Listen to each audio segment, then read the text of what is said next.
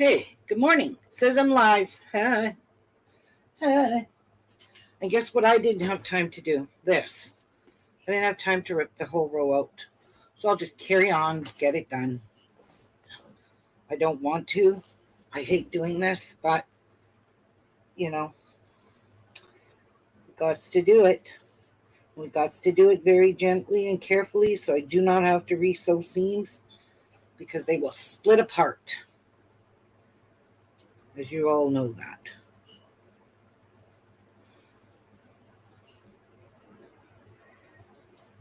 So I only have 4 hours left to go live until October 18th, it says. It says I'm nearing my 20 hours. Got an email from them. So I went to check. And it said I had 4. I did. Wait, I don't remember. I'd have to go check. I think I did 15 hours already. Yeah.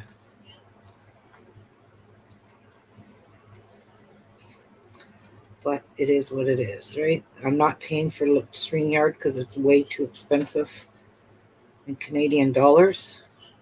So I'll just do the 20 hours. It's like 300 and something, or 300 American. So that's like almost 400 Canadian. Yeah, no thanks. Not worth it for me. Hello, Robert Carr. How are you? Good morning or good afternoon for you. You at work or are you in your sewing room sewing?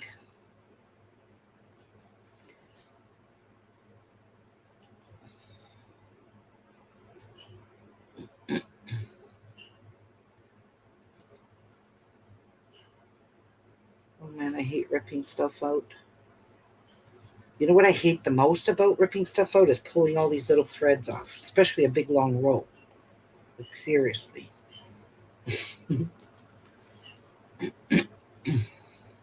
So we got all our preserves done. The tomato sauce for Jeff's chili is in the refrigerator because yesterday I was so exhausted. I just could not do anything else. We didn't even strain the tomato. Going later to work. Okay. I didn't even get the tomatoes strained or anything until this morning. We got that all done. We left it cooking all night, so it's super thick tomato sauce. All the water has evaporated now, so it's going to be really nice chili. So now I forgot to put his beans, the kidney beans and some black beans, in a bowl to soak overnight. So of course we just put the sauce in the fridge. So tomorrow we can bring that up to heat once I process the beans.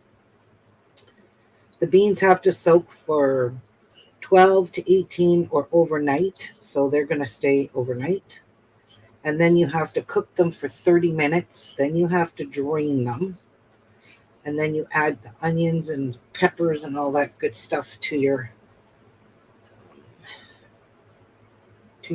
chili and the beans. And then you have to heat it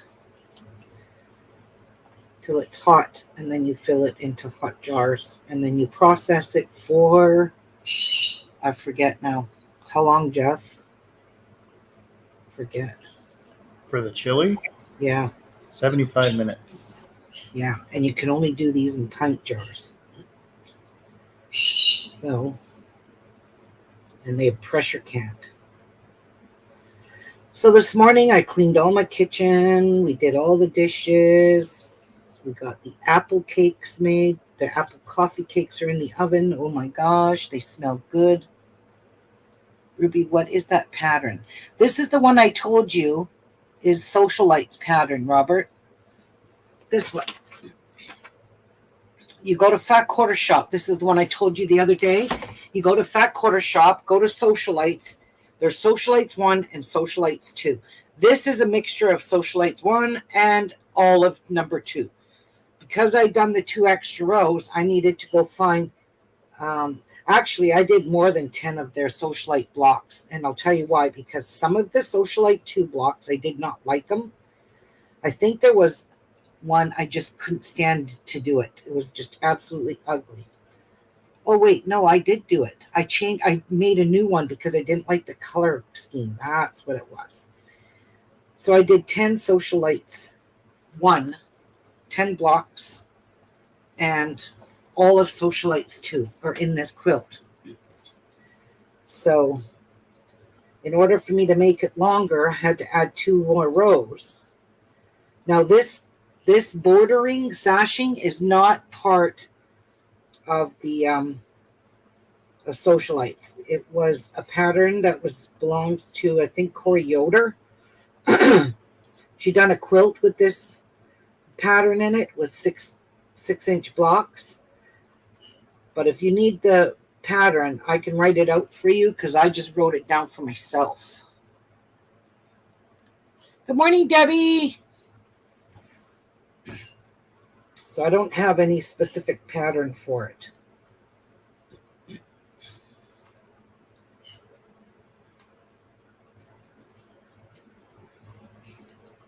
I just followed what another lady told me to do, and that's all I did for this. Oh shit! Come on, don't cut my fabric. Why is this stitching so small? Damn! Well, I can't seem to get that one opened. Why?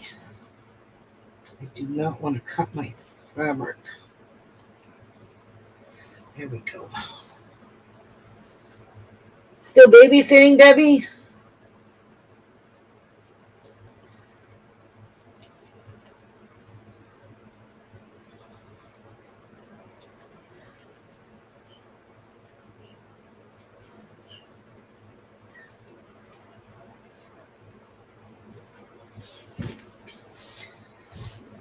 Oh, we're almost there. And then I got to rip all these threads out and give this one a press. Because it was ironed after I sewed the patchwork on.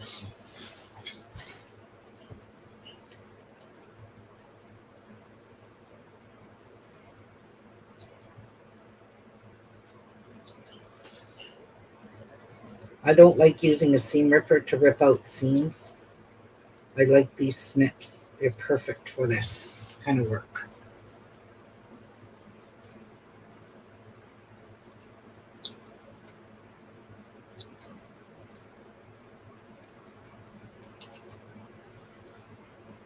But they're also easy to snag right into your fabric and cut it. I haven't done that yet, so I don't want to.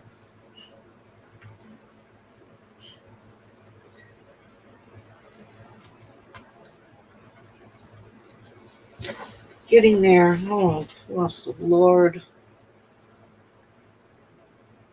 Today is a down day. What's a down day for you, Deb? Relaxed day, you mean? That's all I'm doing today. I made my apple cakes. They're in the oven for my girls and myself and Jeff. They are the bomb. They're really good because they have applesauce in them. They have apples in them. And it's a cake batter kind of recipe. And it's got oatmeal crumble on top. That's it. Cooking and watching me. Oh, okay. Well, I'm glad you're here, Debbie. Debbie.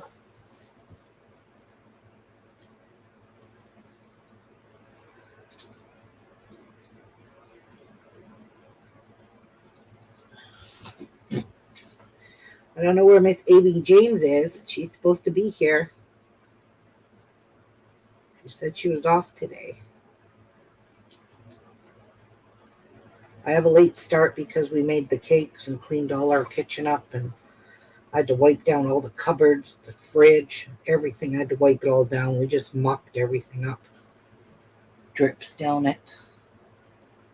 Smothered pork chops and goulash. You owe me a handmade seam ripper? Oh, you do, Robert. Okay, well, I'm expecting it. Get it to me now. Come on, chop chop. Oh, that would be very nice, Robert.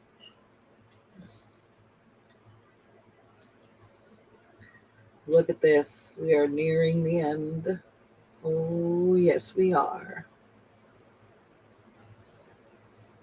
And no damage has been done. I do not have to restitch any of these seams because look at that. Imagine! Now the fun part is to get all these threads out. But they are not fun to get out. I'll get what I can out. It's just because I pull these out because when I restitch this, sometimes these little pieces stick out. It's a lot easier to do it this way. Way easier, actually.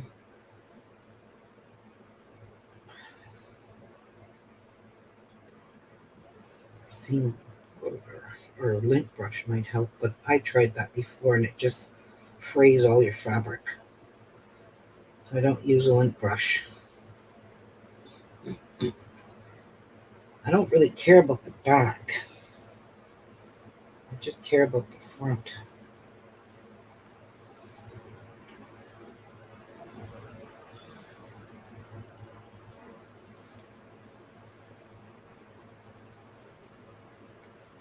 I don't know. Will a lint brush work? Let's try it. I don't want to be here all day.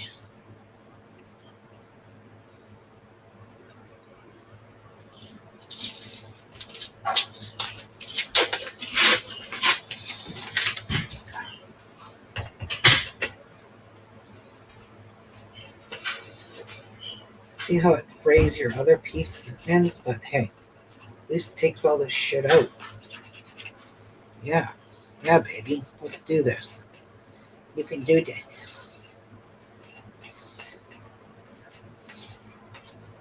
Oh, look at that. It just works like a charm. Hey, let's not do this.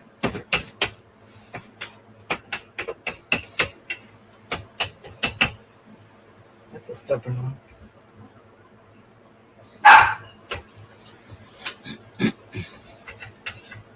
But it does work.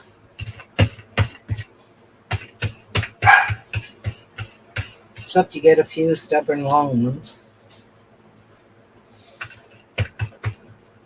Don't want to come out.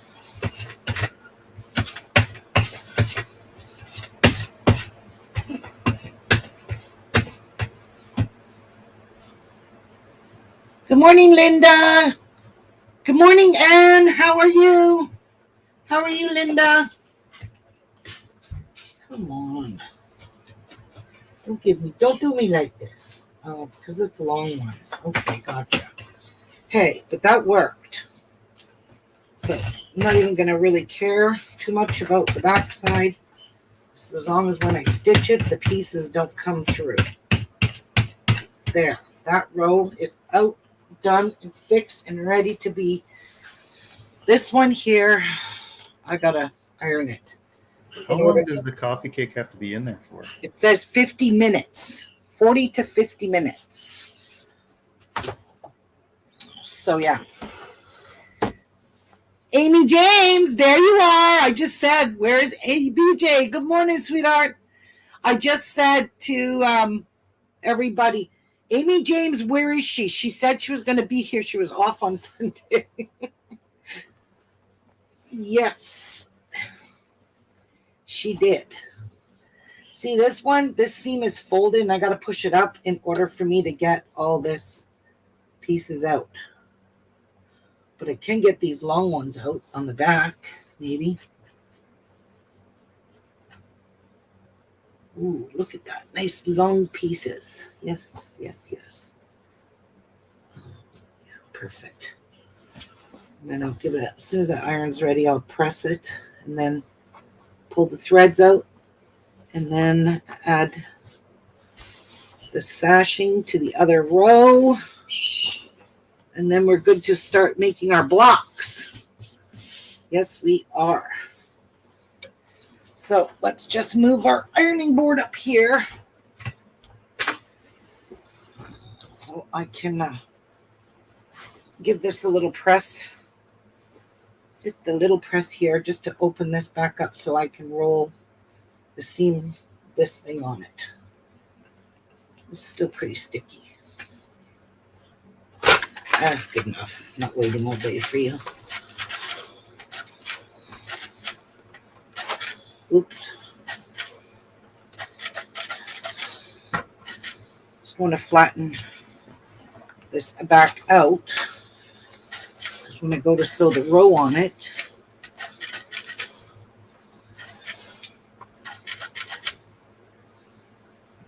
I don't want it all curvy or folded. It's really hard to stitch to that.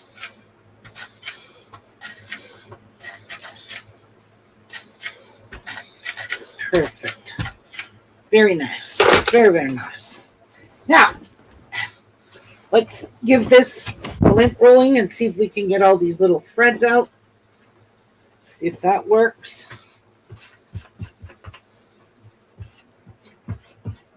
Some might be stubborn, some more than others.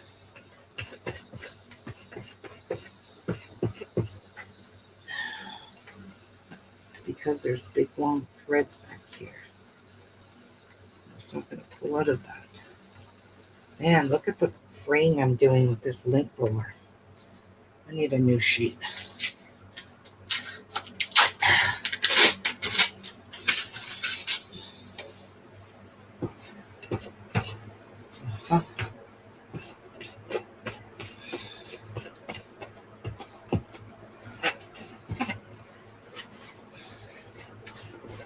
Man, I hate taking threads out.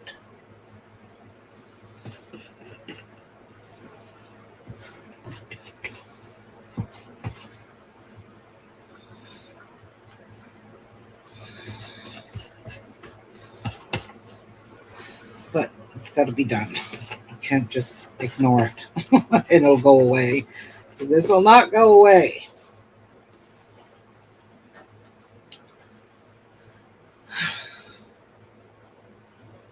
Yes, coffee cake is in the oven. We made our coffee cake. I made 3 of them. One of them at a time. I had to do just one at a time.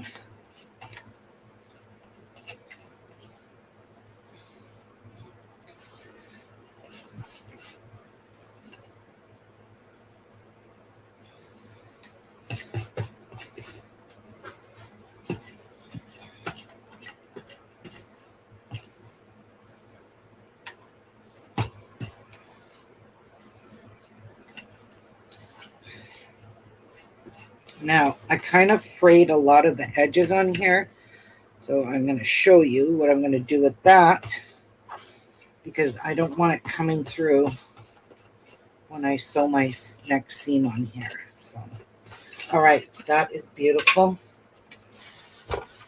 Let's move you, and let's fix our frayed edges now, because now it's all frayed. We want a nice, clean, smooth edge. Pull it all out like that. And it's mainly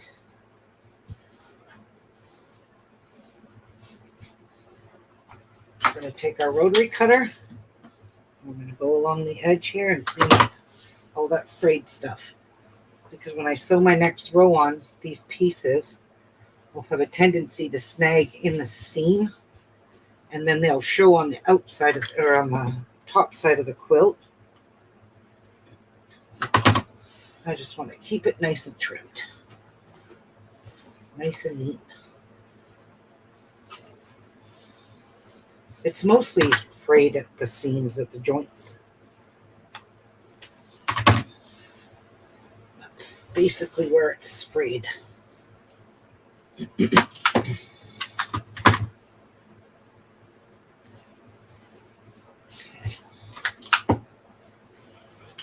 All right, we're good now.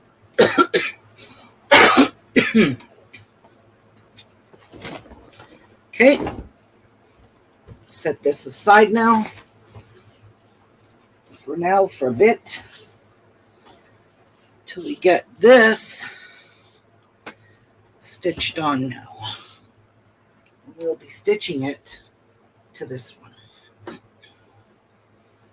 Okay. And then our new row will be attached. We'll attach it to this one. So we're just going to do like this.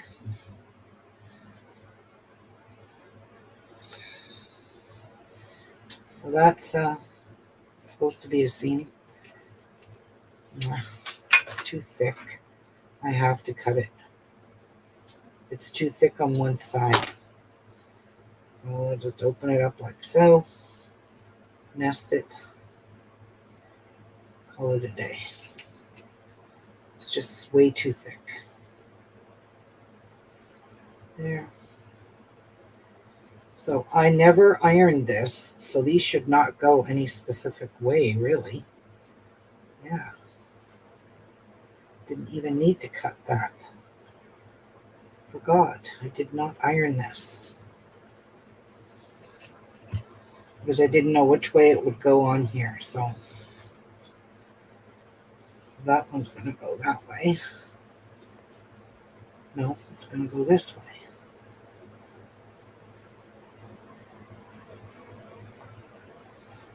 Oh, where did you come from?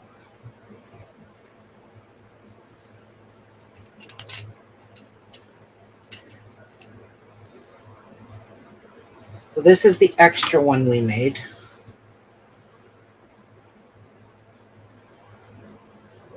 It's that way.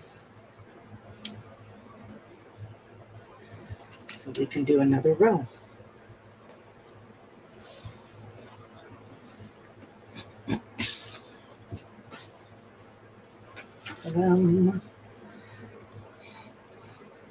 Oh my God, I smell coffee cake. Can you smell it, Jeff and Marie?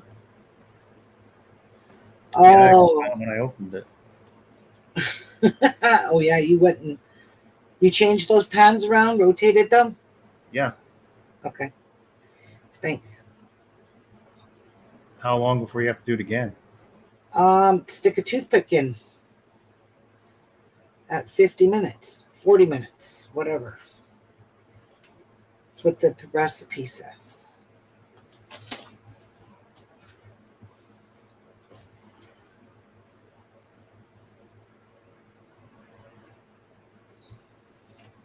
So we've got, how many apples did we end up left with of all the apples I bought, Jeff? We just used, Big fat 2. oh, we just used 9 cups of cut up apples. Because each recipe takes 3 cups of diced apples, or shredded. You can shred them if you want, but I didn't shred them. And then it takes a nice, apple crisp topping, the crumble that goes on it. The crumble goes on top of this cake. It's incredibly good. That's all I can tell you. Incredibly good.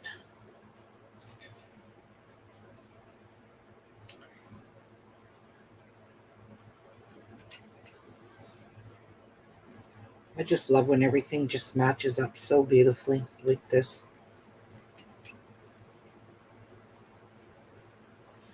And then right there, look at that. Perfect. There isn't a speck over. All right, we don't need you anymore, Night Brush. You did your deed. You did your deed. Let's move that. Let's move this. Let's get poked by pins. Yippee-ki-yay.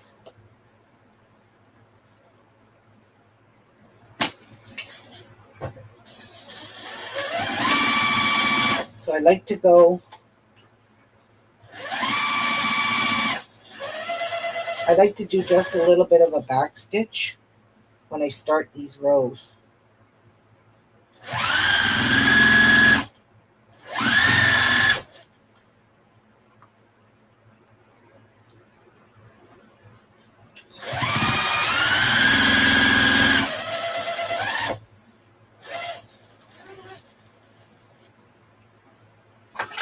Okay, I'm having difficulty with this foot, so I'm changing feet. This foot here keeps snagging on my needles, my pins, and pushing my work over. So let's just put a new foot on. I have my 1/4 inch measurement right here, so we are good. Okay, let's try this again.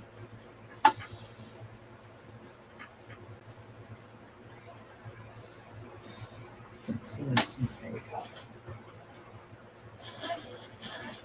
Much better.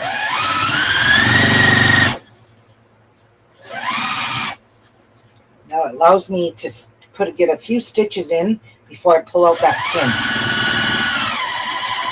See? To there.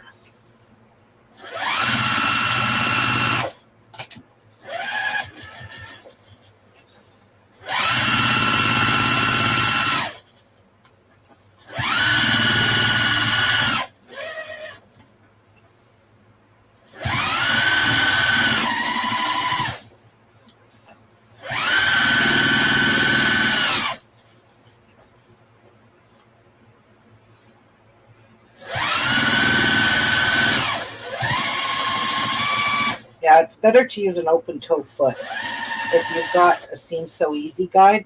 This is Lori Holt's Seam So Easy guide, but I have it cut to fit on my specific machine because I'll show you in a minute.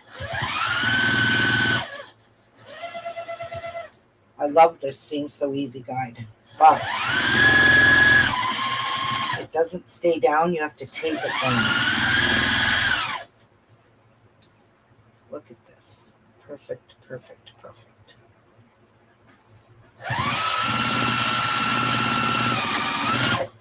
Okay. This here is from Riley Blake. So I got mine. I've got it score taped down, but it's got a 1/4 inch seam guide right on it if you match it up perfectly with the center with the needle. But I had to cut this part off because this is where I changed my bobbin. So it covers your whole part here. But it's still very effective and it's beautiful. I love it. It works beautiful. Okay. So there is our nicely. So let's see if we can press these now, because now we know what direction they're going in.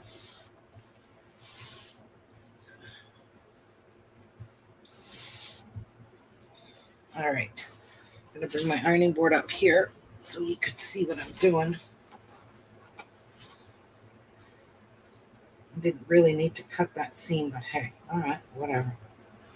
All right, my iron is already hot. So I got to give these a press.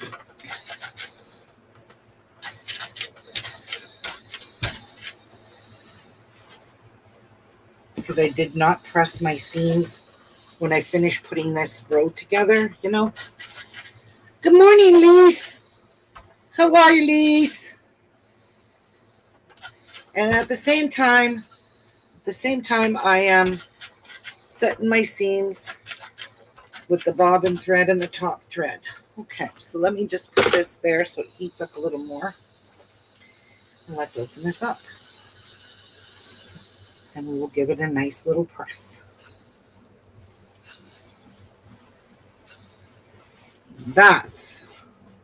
And then we will join the new row to here, the top, and then we will put the new row onto the big quilt. We'll be done this quilt. Good morning, Martha.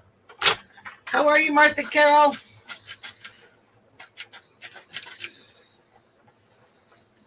This is so beautiful. I love the colors. Lori Holtz. This is all Lori Holt fabric.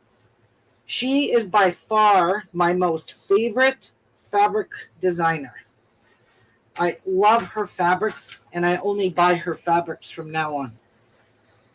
The only thing is that she doesn't ever come out with a Christmas fabric, so I am making a Christmas quilt. I've got the pattern, and I will show you it. You have to buy the pattern though. It's not free. It's not a free one. But I went to my local fabric shop and bought fabrics that were $5 a meter. Okay, so this is done. We just got to prep our new row and get it sewn on here. So that we will set this to the side. Because we have our other ones. We have all our other blocks to make. But let me show you this. You have to buy the magazine, and it's $10. It's a whole magazine of Christmas quilts. And I went to Fabricland and bought fabrics to make this. And okay, here, I'm going to tell you really the truth. I'll tell you the truth. I went on to Fat Quarter Shop. This is no word of a lie. I went to Fat Quarter Shop and I ordered all the fabric that I needed to make this quilt. This one right here, which is a block with a Christmas tree in it. So I ordered all these fabrics, everything I needed, the backing, everything. It came to $307. And I just looked at Jeff and went, oh my God. So I paid for it. So I contacted Fat Quarter Shop the next morning and said, please, can you cancel this order? No problem. They canceled it. I said to him, I am going to go to Fabricland and see if I can get last year's Christmas fabrics when I only need a piece of each of the fabric, when I ended up getting a quarter of each bolt. And I'm talking a quarter of a meter. So here is my bill for the whole entire backing, everything, and no shipping in there.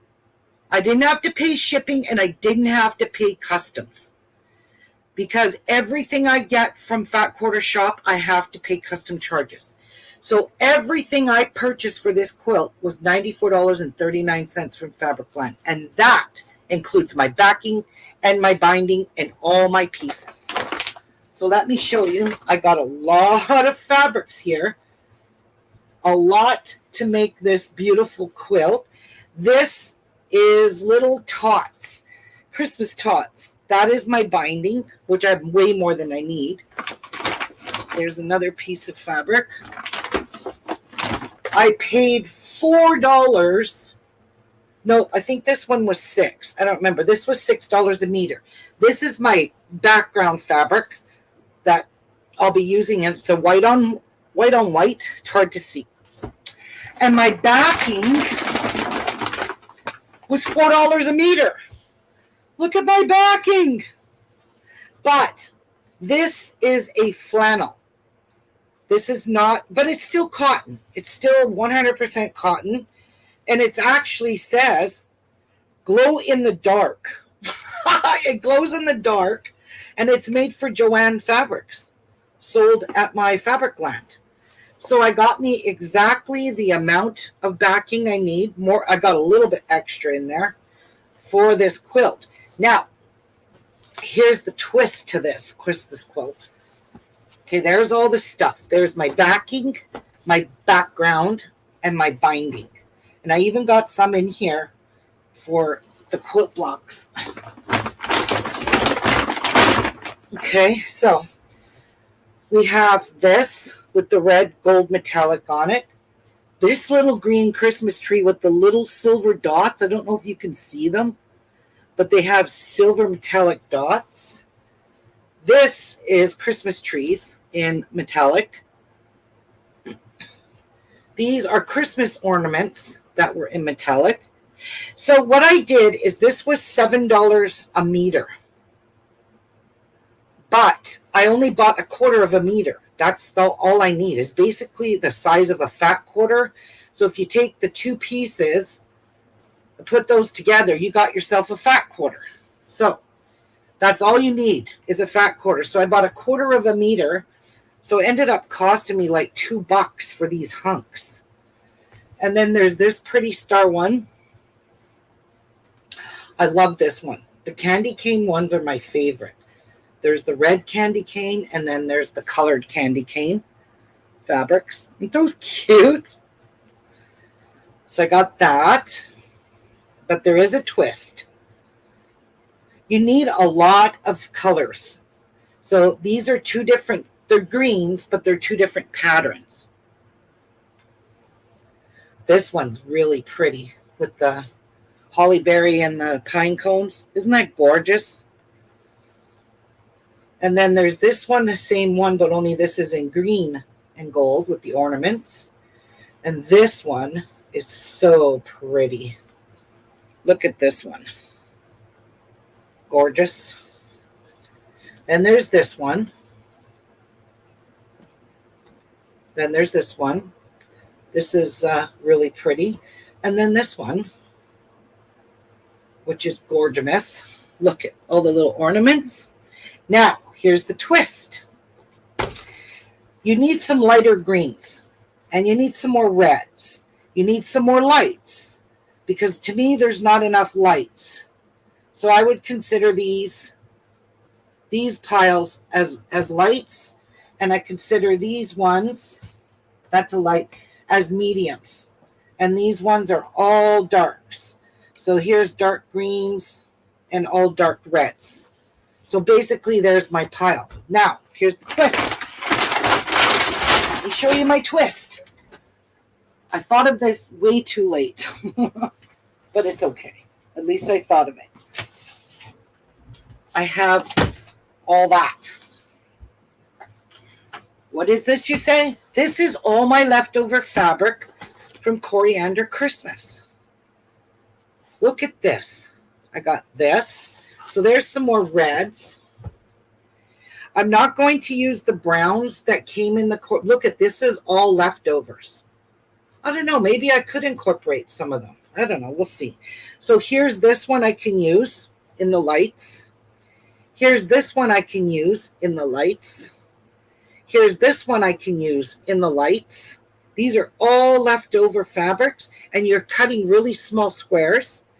There's all these lights that I forgot that I had for my Coriander Christmas. Now, what really makes me happy is I've got all these light greens, because you do need some light greens, and actually you need 3 10-inch squares in a light green. So there is definitely lots of greens there.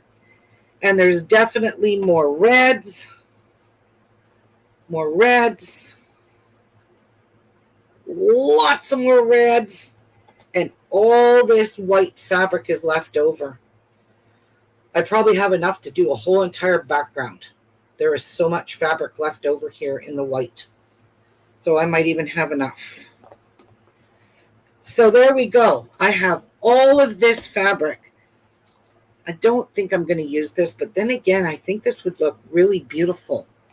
Sure, why not? So yeah, that's what I'm going to do. These are all extra fabrics that came in my kit. There was so, and look at, these are a perfect. Fat Quarter Shop cut these to 10-inch squares. I didn't even use very many of them. And the smallest piece they give you is a 10-inch square in a kit. So if it calls for a small little 3-inch square, you were getting a whole 10-inch piece. That's how they cut their kits. So you never run out of fabrics. So I'm super pumped because I have a lot of beautiful fabrics here that I can use. Lots of them. Lots of lights now. I was so scared I wouldn't have enough lights. Whites, and look at lots. And lots of greens. So this is... And these are kind of mediums. I don't know. This is more on the red side. This is more on the green. This is more on the green. But these are going to be gorgeous. So let me show you where you get the pattern from.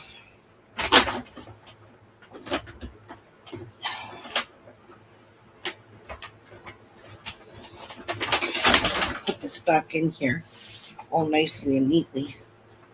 It doesn't dump all over. But this is from,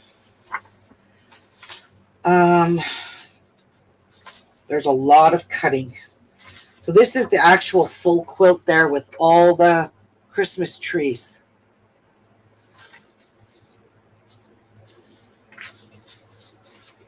So anyway, this is a lot of cutting, unfortunately.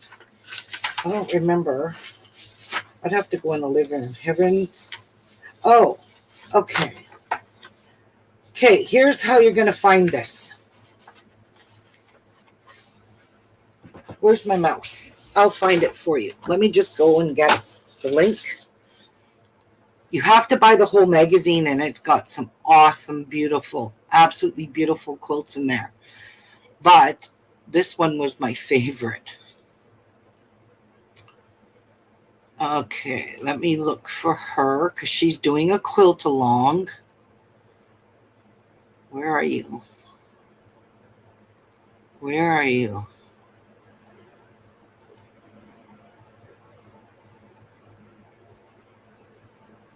Okay, it was the day before.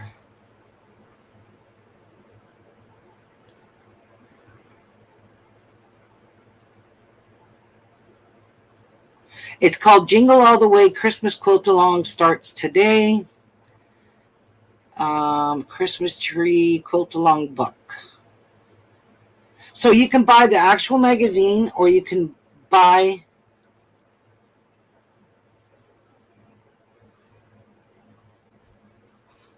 from Fat Quarter Shop. Oh, that's where I bought it from. I don't remember that, but okay. So let me put the link here. I don't know if it'll work. Hi, Jan. So there's the link to the book. It's called Christmas Quilting, and there's lots of quilts in there. So it's worth the $10. It says out of stock because that's not it.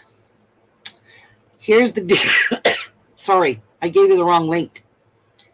It's from Annie's. This is the right link. This is where you're going to get the digital copy if you're interested in this at all. So scrap this one. I was going to ban myself. Okay. All right. So it's Annie's link. That's where I downloaded it from. I got the digital copy, but I only printed off this specific quilt. So I love this quilt. And Pat Sloan, let me give you a link to her channel. She is doing a quilt along called Jingle All the Way. So she shows you how to sew so here's her YouTube. She's the one that made me buy this because I seen it and I was like, I need to have that pattern. So I went to Fabricland, and that's where I bought all my fabrics. Look at everything was $8.40, $7.20, $4 a yard, $6, not a yard, a meter. A meter is bigger than a yard. $6 a meter, and all I bought was 0.25 of each meter. So a quarter of a meter is all I needed to make one fat quarter.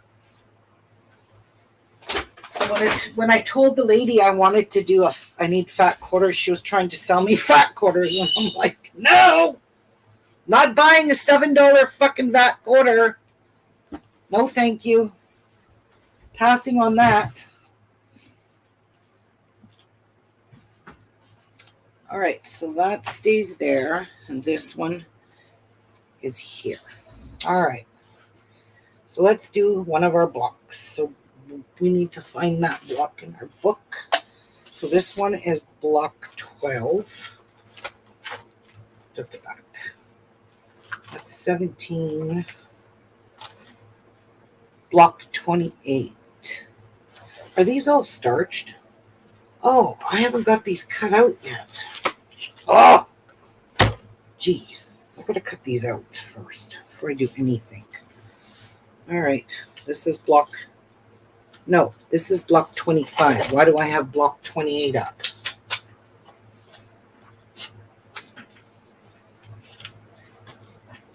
Unless I marked it wrong. 28. Nope, that's that one. Oh, this is 25. Okay. All right. Now, whoops. Let's put these over top of.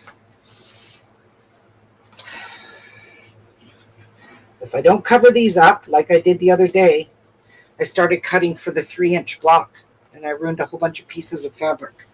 So that's why I do that. So this is block 25.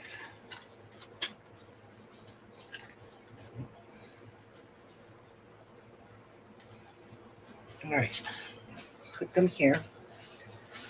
And I'm going to cut them out accordingly. I don't know which rulers I need. Let's start with a 4 2.5 inch blocks.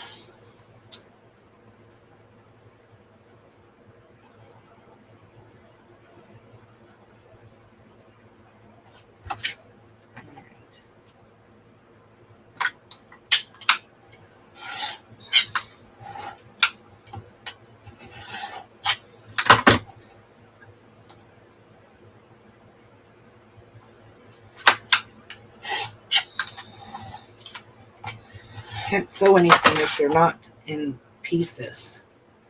So now there's A. B is 8 1.5 by 2.5. 8 1.5 by 2.5.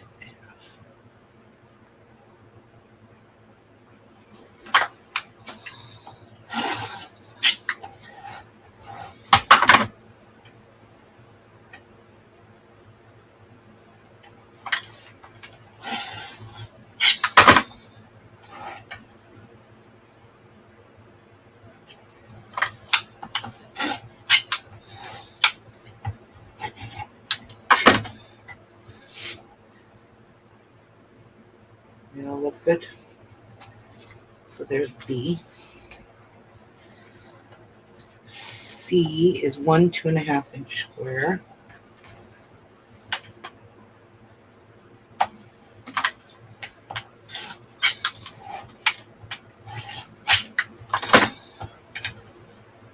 Yeah, I'm wasting fabric, but you know.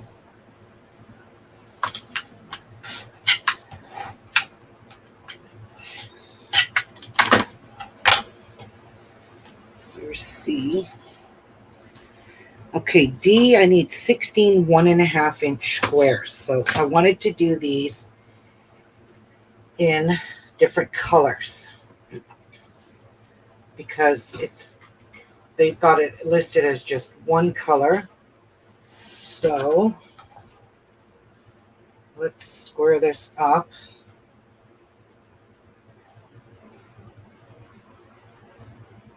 I need 1.5 inch.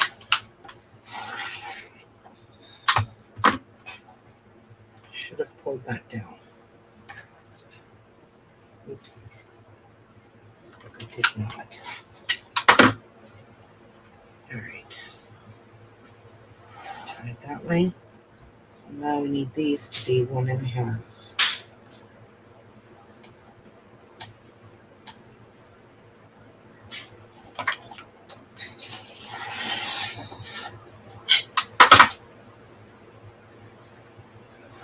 So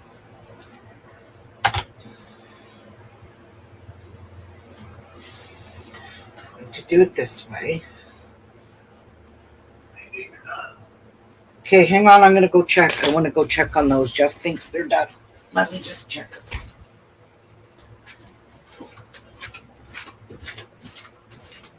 Check.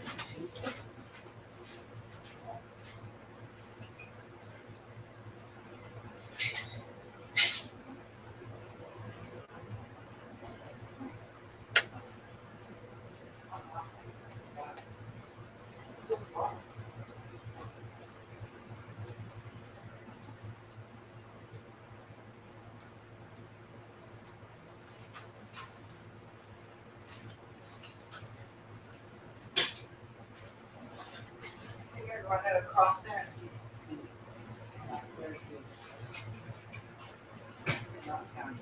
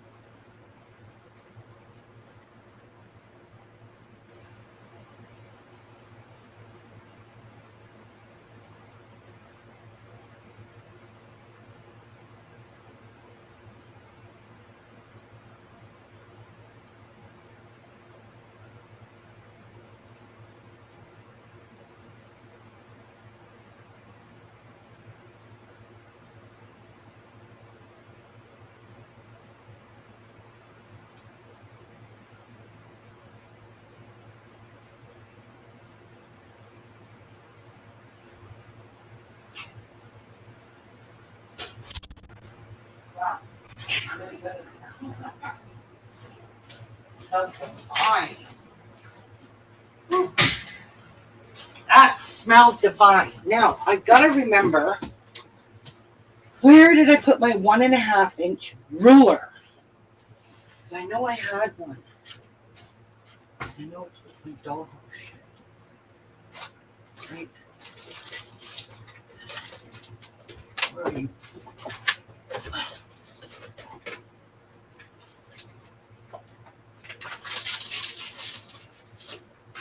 Nope, not there. Set it on top of here. Oh, I found a pair of glasses. Okay, there's my 1.5-inch ruler. Found it.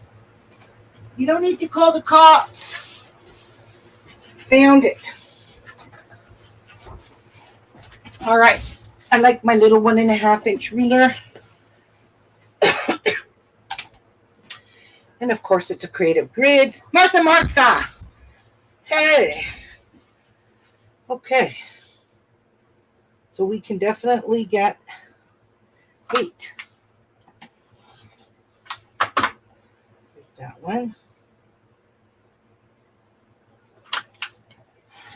There's that one. And then we will just cut this one.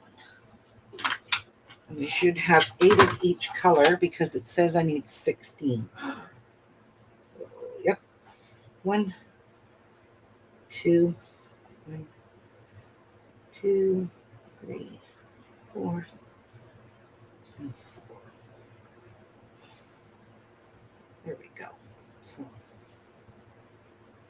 if I can remember how I was going to do this, I don't remember. But anyway, I wanted it colorful. I didn't want it just 2 colors. Boring. All right, that's done. So let me go back and mark. Those cakes are not done. Put this back over that. And now we need block 17.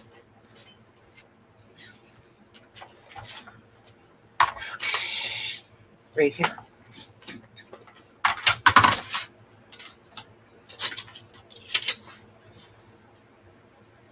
Cover that up so we do not screw up. I like to do that. So with A, we need 2 3-inch squares.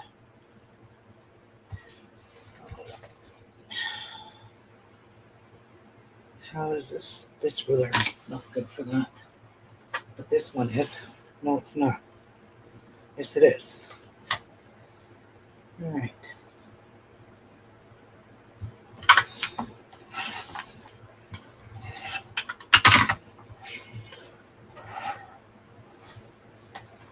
Now, I knew that one went on a slant. I gotta fix that.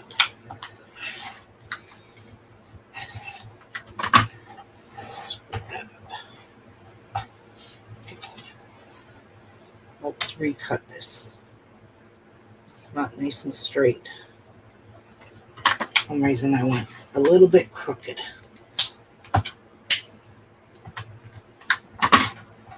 There. It still doesn't look good, but it's good enough.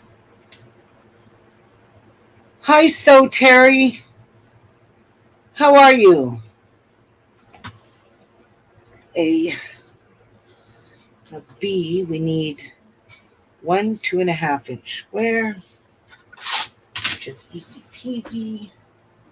2.5-inch square.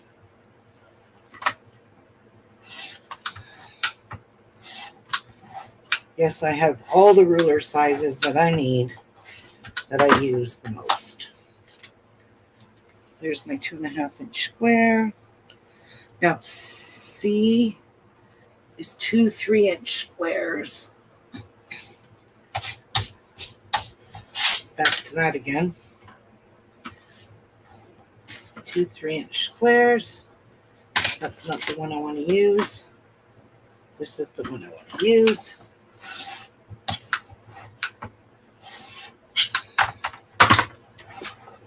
this way. Cut it straight here. I like to give myself a nice straight edge. That is why I always cut. So there's C. D is 4 2.5-inch squares. Perfect. Easy peasy. 2.5-inch block.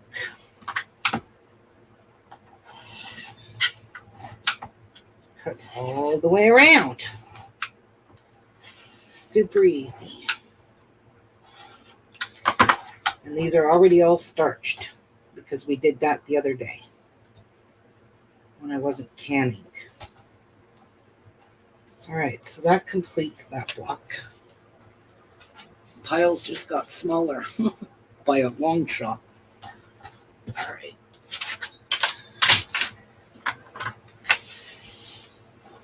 Let's put these in our garbage bin. All right, now we're on to block 9. This one. I'm cutting the 6-inch block out. This one's going to be cool. So A, B, and C. Oh, shoot. Take that off.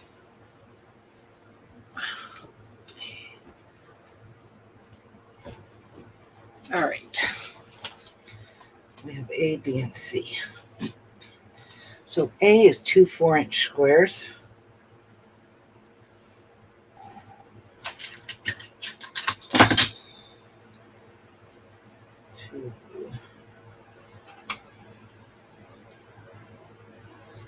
As long as I have enough to clean up an edge, we are good.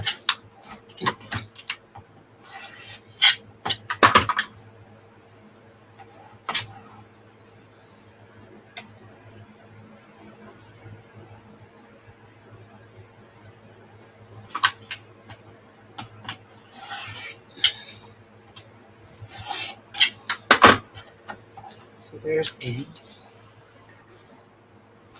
B is 4 2.5-inch squares. Super easy. Fits my little block on here.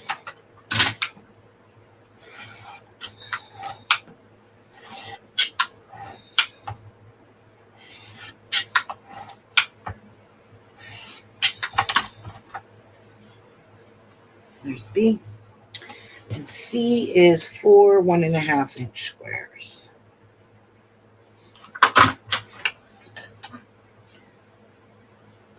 Just do it this way. Now that we have one clean edge, that way. And then we could just hold this right here and get the other 2 edges.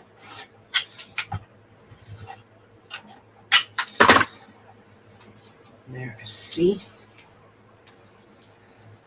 Now, I know I made this one 2 colors too. Just gotta remember what I did. This particular. So D, that's F. That's E. This is D. D wants 2 4-inch squares. Okay. I can do that. Leave that up.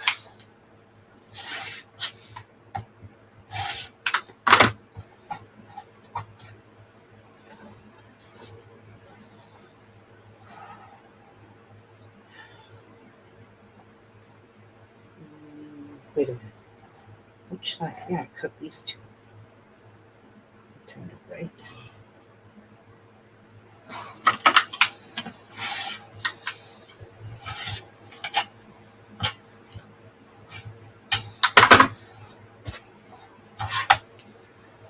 There's D, which I made 2 colors, just because I know it's going to be pretty. E, same thing. E is 4 2.5-inch squares.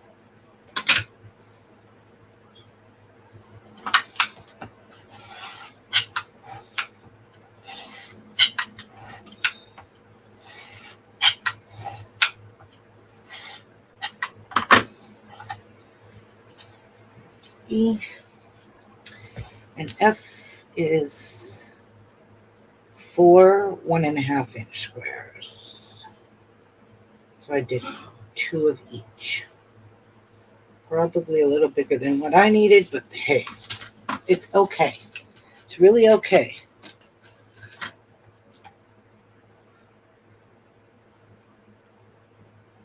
What adorable little rulers. Oh, thanks, so Terry. My Martha said she's cutting the border for around the bulk. And what border? Oh, you got it done?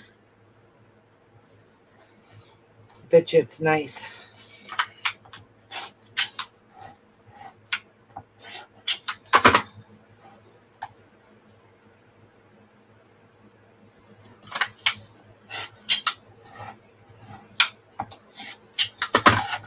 These rulers are nice when you have to cut these tiny ass pieces.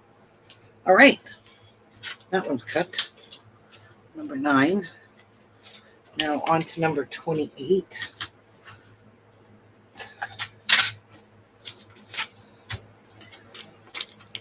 I think 28 was back here. Yep, right here. 28.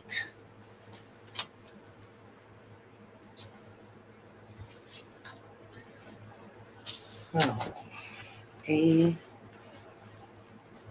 and B.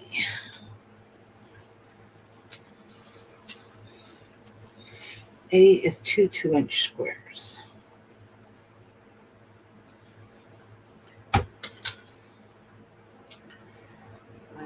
Where is my, right there. So I need that.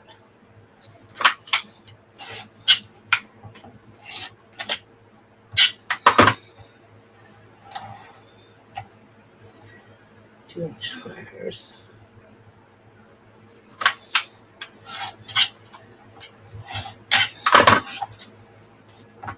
So 2 2-inch to that. B is 8 1.5 by 2.5.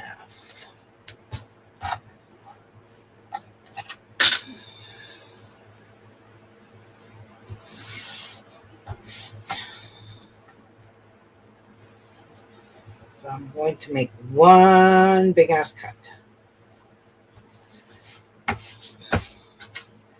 with my ruler. 8 1.5 by 2. No, 8 1.5 by 2.5. Ah, okay. Hang on. That's what I was doing. I almost cut that wrong. I don't have any extra fabric in this white. None. Zippo.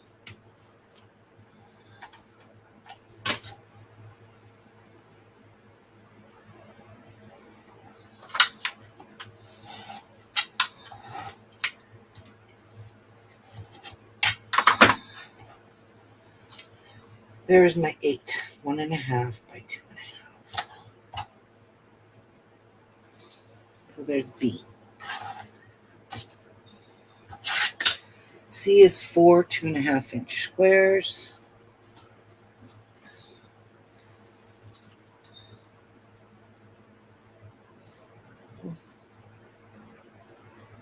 Made this one colorful too. 4 2.5. Oops. I hate when I nick my rulers with this blade.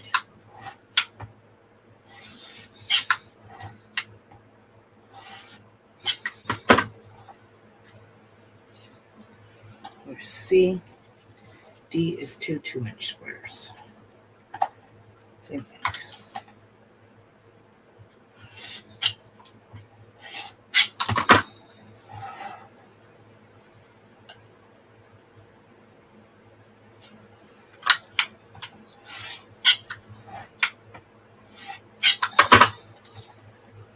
There's D. And that's it for block 28. Last block is 12. All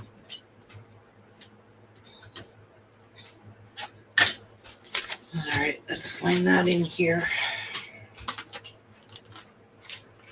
And it's right there.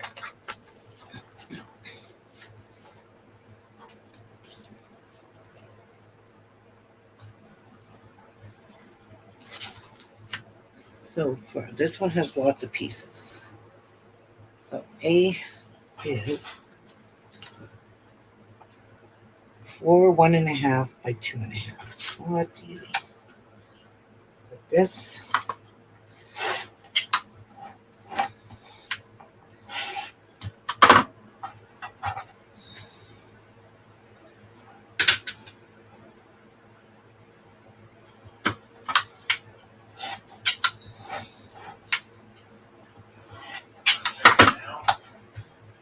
I'll come and check it. 4. Whoops. There's A. B, I need 8 1.5 inch squares. So 1, 2, 3, 4. Whoa. 1, 2, 3. Okay, I'm gonna cut these.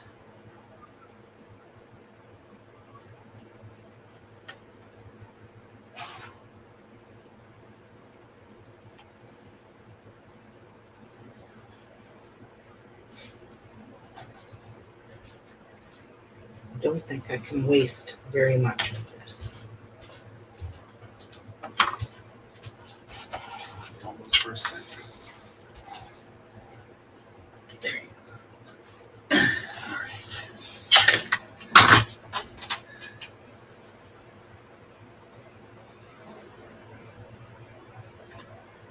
Why does it do that to you but not to me?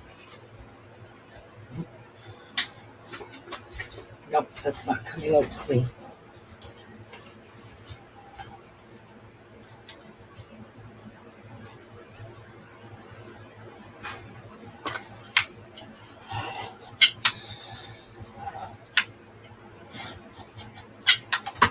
All right, that's B.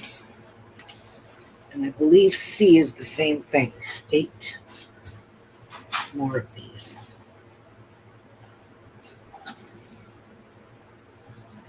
That's what we'll do.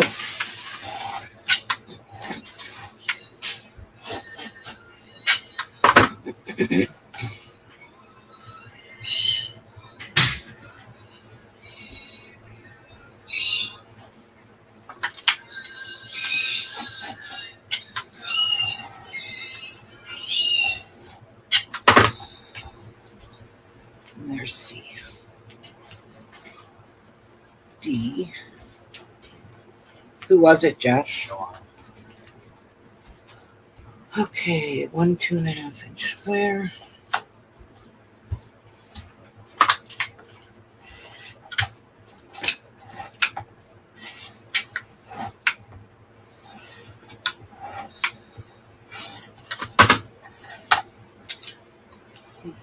D.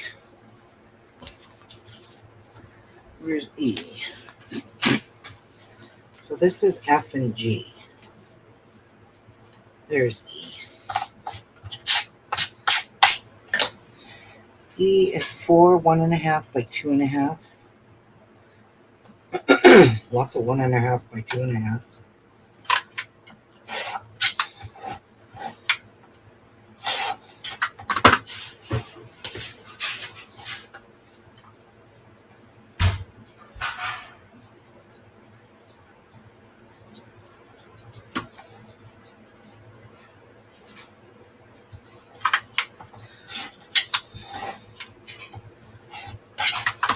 Just kids when we fell in love, not knowing what. Hello. What it is. I'm live right now. It's about time you went live.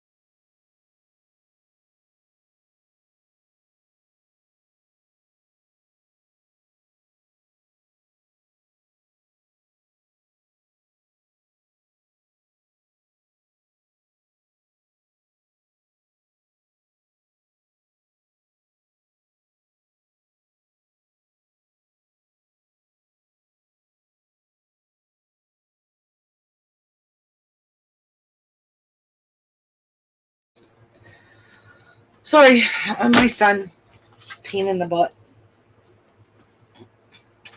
All right. So these have to be, so I need 16 of these.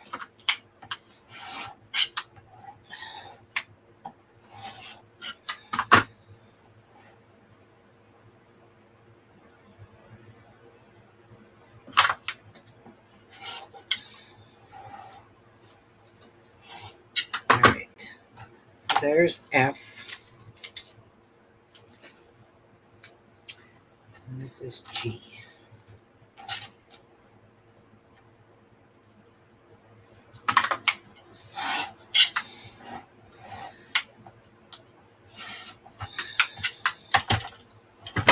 There's 8 of each.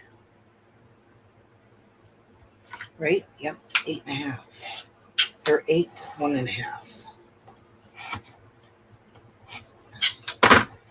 All right. We've got everything cut out. Now we can start sewing this. So 12 is right there, and that's the one I think I'm going to do. Because it's the one that's got nothing on it. The book is on it. Let's put these all back.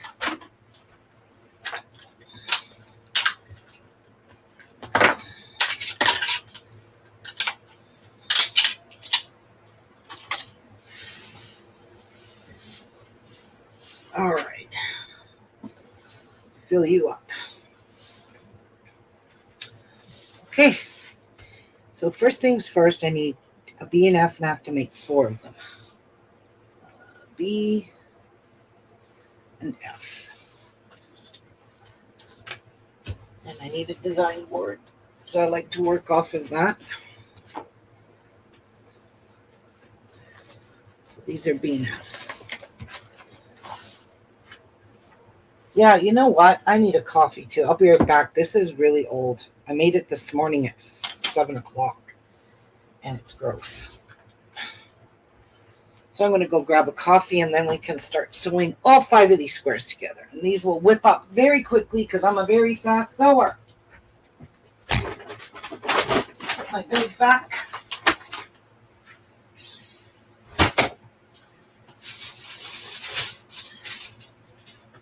Put my stuff back that I pulled out. I'm a mess.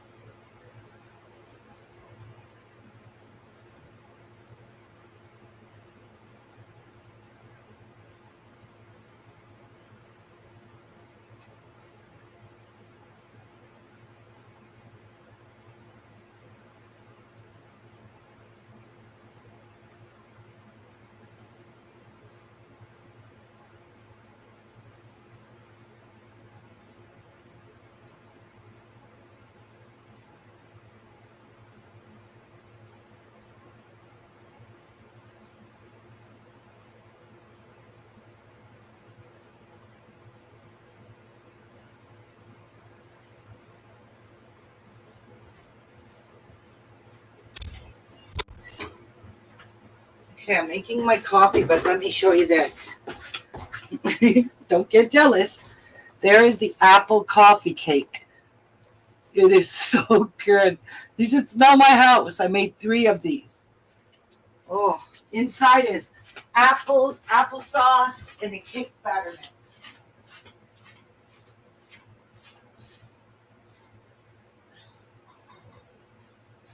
And those really need to cool because they just came out of the oven. They are hot.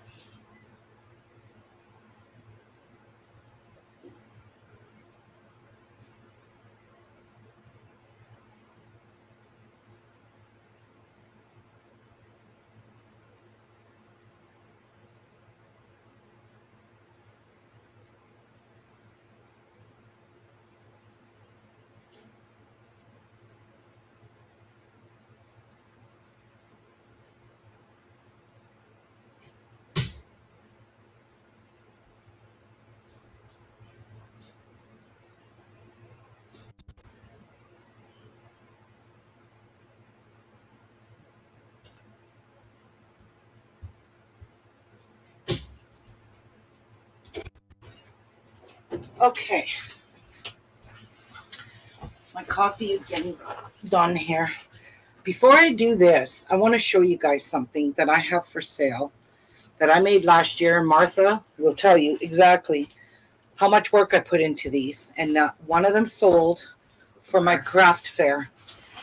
Other than I sold a couple to someone online. I was so heartbroken because people in Thunder Bay don't know what the purpose of these are. They're just dumb. So let me show you what I made. That one. That one. Is this the same? I have 2 of that one. Yeah, Martha can tell you how much work I did into this. I have that one. And I have one of this. So I have 1 purple and 1 green. And I have 2 of the blues. Yep, a lot of work. Oh, yeah. Yes, remember, Martha, how much work I put into all the stuff for my craft fair? And majority of it didn't even sell because people just don't know what these are.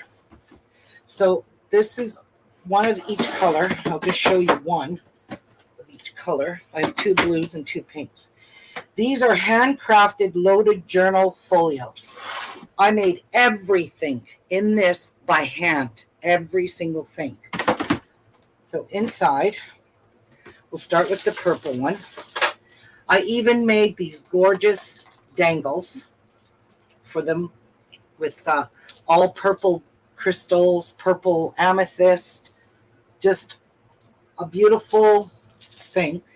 And then I made this. So I took a picture of it and then I put it on here. So this is the purple one and it says, this loaded journal folio has been handcrafted meticulously by myself, having only 2 of each kind in the world, which is true. I spent countless hours to achieve perfection only using high quality products. I've reinforced the spine of the book with a special product to prevent breakage over the years. I used 4 beautiful collections of high quality paper packs made in Italy called Stamperia that I I used only the best adhesives that are acid-free. I used Swarovski crystals on the dangle of the spine. These particular crystals I used are no longer in production from Swarovski, so I used all that I had. I wanted these folios to be special in every way and bring peace, comfort, and happiness with each word you write by using calm, beautiful papers. Also, I added in some embellishments to decorate your pages or notes. These are loaded with so much more than you would ever find in a store.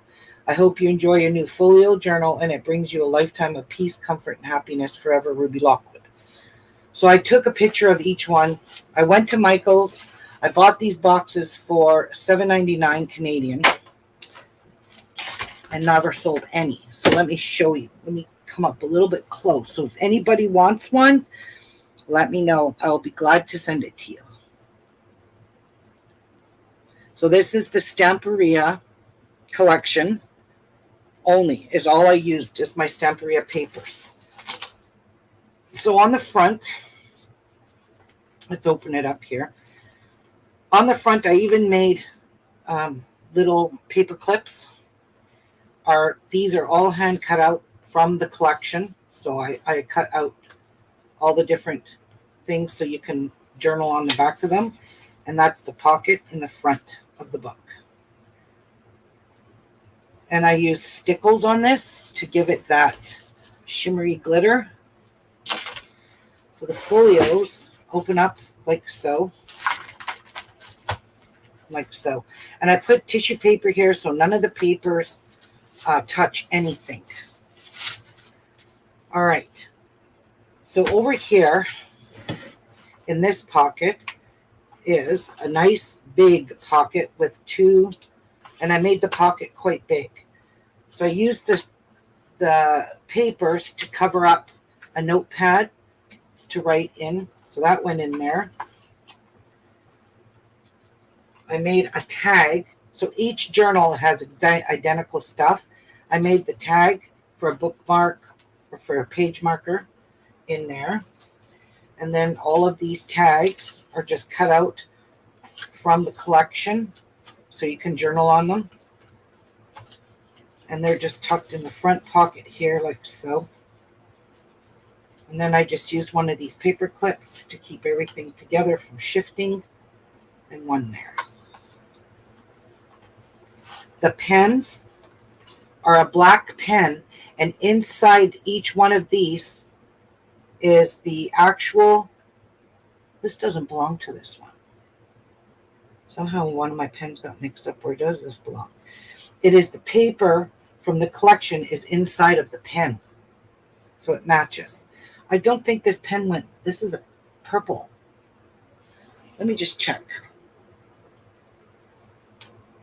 This doesn't look like the right paper, but anyway, once I get to a pink one, I'm going to check.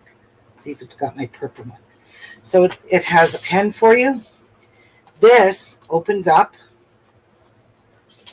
It's got a tag, so it's got a little pocket here. Inside of this pocket is loaded with goodies, all tags, all journaling cards. All the stuff that was in this collection, I cut it all out. So I stuffed it in here. That's a big pocket. There's another tag to write on, journal on. And then back in here is a ton of stuff with more paper clips. So this is just a place to write notes that was in the collection that I cut out. Another tag, like the one that's laminated. And then I done these. These are like just places to journal, add pictures. I made a whole stack of them. This one is a booklet. So you can write inside of that one. These ones are not booklets. These are all journaling pages. And then notes. They're all for writing on or whatever. Okay. And then this one just closes with a magnet. This one opens up here as well. And over here is just a little place to write journal on. Inside of this is another pocket that's loaded with goodies. So again, it's loaded with more tags for journaling on. Home is where the heart is. There's a couple of those for writing on the backs. And then this is just a place to write notes. And they're sticky notes. So you could just peel them off and stick them somewhere in your journal. I've included some doilies, some lace, and all kinds of little goodies to decorate your pages with inside of the pocket here. So that goes in like that. These go in like so. Then this opens up to a safe keeping little baggie. So the bag, you can put goodies inside your bag. Remember this, Martha? I was so pumped with these little paper bags and just something to journal on. You could put anything you want in there, and it closes with that. And then over here is just a notepad. It says January, but wrong dates, and it's 2023. It's almost over. And that's closed with the magnet. And then over here is a pocket full of more stuff to journal in. There's those two in this. And I made everything.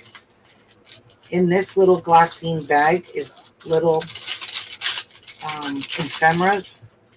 And I stuck with all the purples. For each color got the same colors. These are all purples.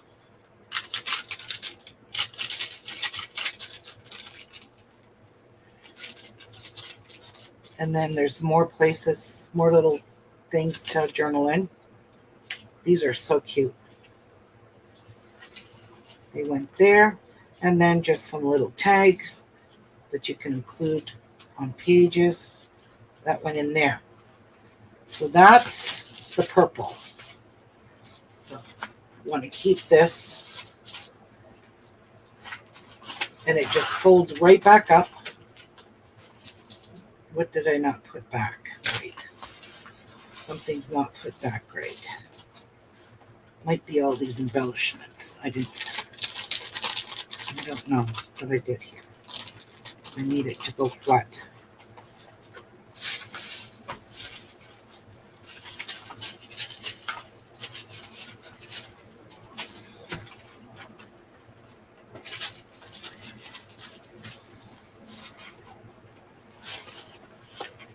There we go.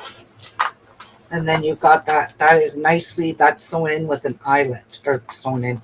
It's in with an eyelet. And there's a whole whack of stuff here. There's 2 keys hanging off there. Popsicles in the purples. These are all purple beads, crystals. They even filled these pill containers. They're little chill pills. So that's the purple one.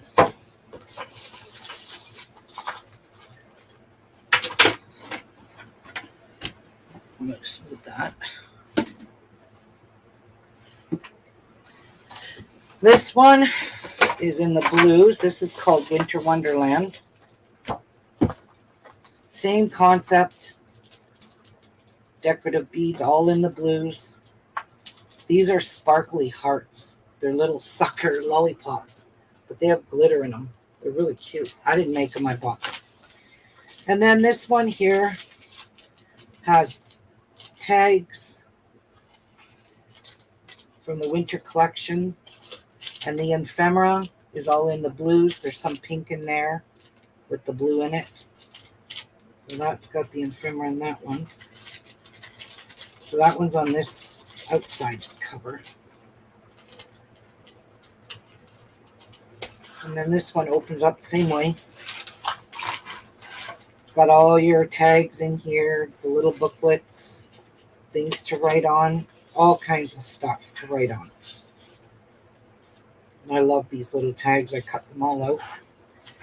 So same concept, but different ephemera, like the different writings. Some of them are a little bit different because that's what came with the paper pack. Like, look at these to write on. They're so cute. Once Upon a Time. The sceneries on these are gorgeous. Oh, this is a match one. That's right. I made that for all of these. There's one in the other one too. So that's just a matchbook thing. There. Tag here. Where's the... Oh, there's the little bag. I'll decorate it up.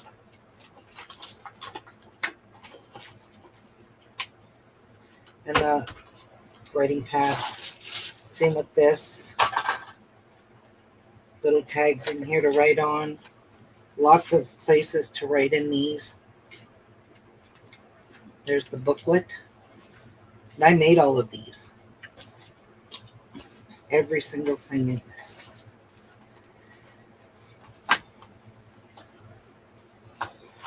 And there's the pen. Matches the paper.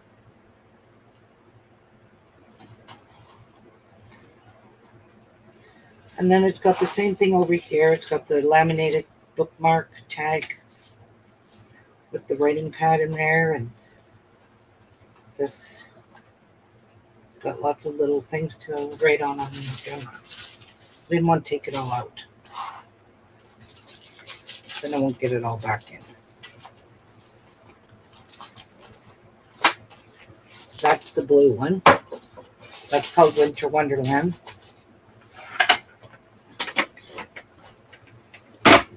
This one is House of Roses, the Scamperia collection.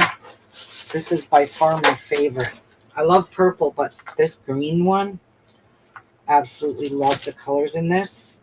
So again, this has got the same kind of basic thing with the tags in there, but I pushed the tags down and kept it limited because I wanted that House of Roses to stand out because it's all glittery. I glittered a lot of this with stickers. So again, same concept. There's all the ephemera flowers. These are so pretty. Red and green House of Roses. Lots of places to journal.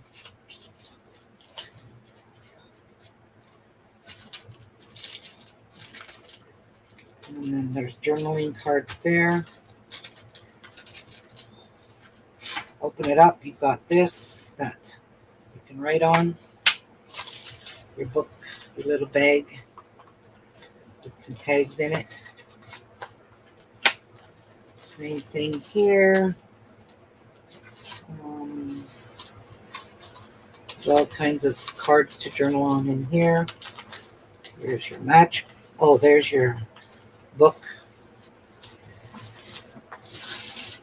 This opens up here, and then you've got all these things to journal on in there. And all this stuff to journal on in here. Another booklet. This is one I made. Yep. With the House of Roses paper. And I made all these little paper clips with the flowers. And then this one has the House of Roses tag in it. With there's a ton of tags here. The pen. Everything matches. This has got a couple of writing things on.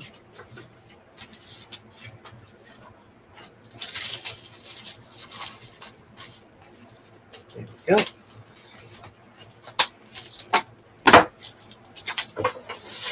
Into its baby home. And lastly, this one is Hortensia. Jeff, where's my coffee? This was the Hortensia collection. This one was really pretty with the pinks and the purples. So these are all pinks. Beautiful dangle. Every dangle was made the same, just different.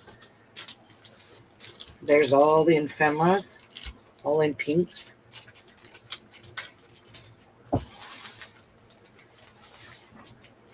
And then again, opens up the same way. It's got lots of goodies in here. It's beautiful. Lots of goodies in there. A beautiful little bag. That. More stuff over here. More stuff in here. There's always this. There's all these. These here have the little booklets. for writing. Like I decorated this. Put the papers on. I made these little booklets. These are all, is this a booklet? Yep, this is a booklet. They're all, lift them, lots of places to write. Lots of places to journal. I'm not getting this back in.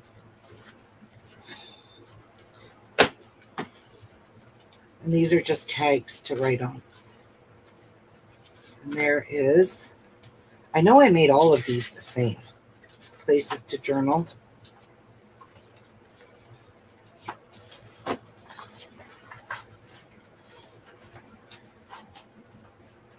That. Matching pen. That's the Hortensia. There's the tag, the laminated tag. Get the papers and the booklet. So that's the books. I made all of these last year for Christmas. I've worked my butt off making these. Oops. Let me fix that. All right. They're super, super well made. So if anybody wants any, let me know.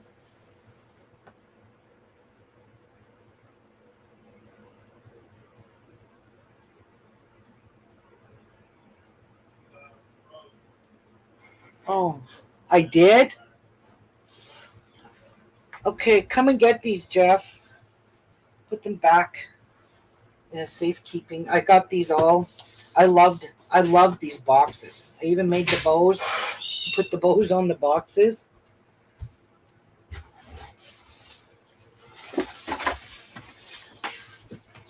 Yeah, let me just wrap them back up.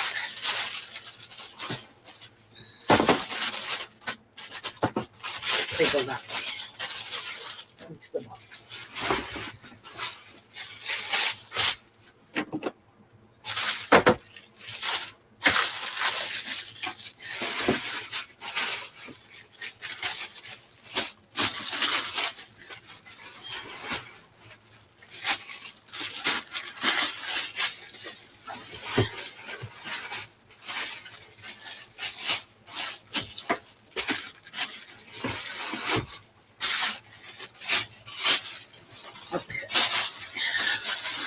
Done. Now we can go back.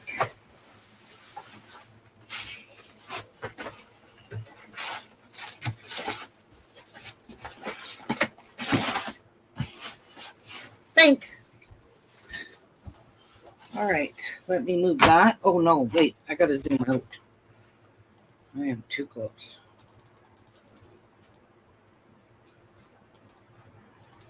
There we go. Now we're good. All right. Dang it, Ruby. Close that out. All right. Let's get sewing. I don't really need these now. I just need to learn to sew these. So I'm making 4 patches. Oh, that coffee is good. Okay. So we need 4 patches. Nice.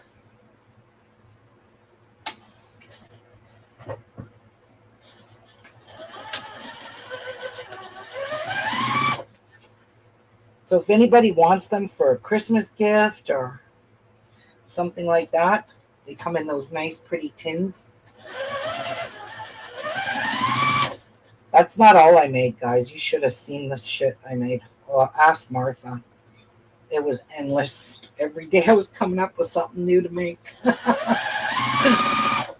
And that's no word of a lie. So Martha and I would go and hang out with the girls and she'd be like, okay, so what are you making today? I said, I'm not making anything new. Every time I finished one thing I started, I was like, I'm not making any more stuff. And we'd get in, hang out, and there I am. I found something else to make. Yeah, that's pretty funny.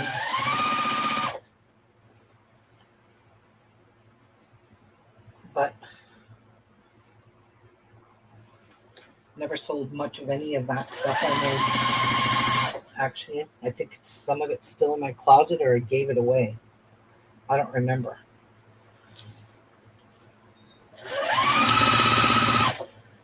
But I know I sold a lot of my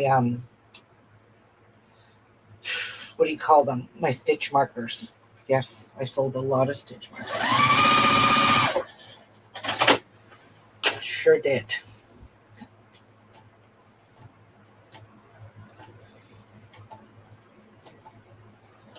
Okay. So we need the white on this side.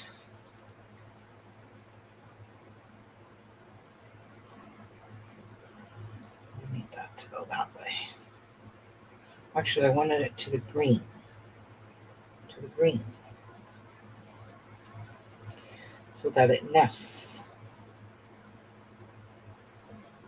They're 125, Debbie.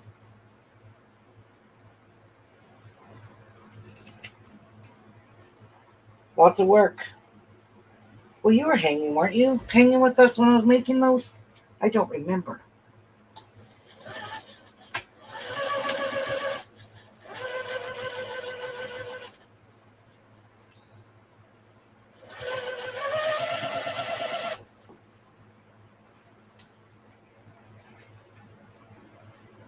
I thought so. Kind of looked like it didn't, but it did.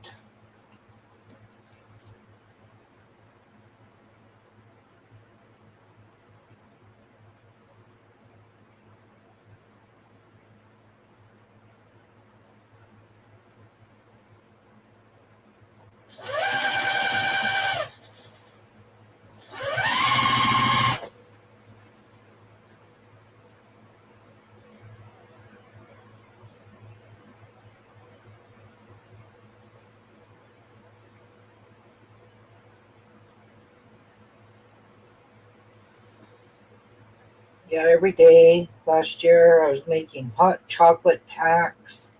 This year I'm not making any crafting stuff because it didn't sound.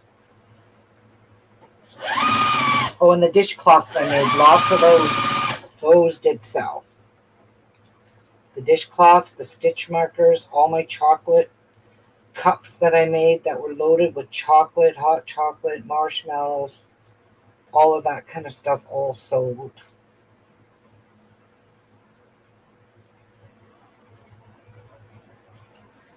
Yeah, that did.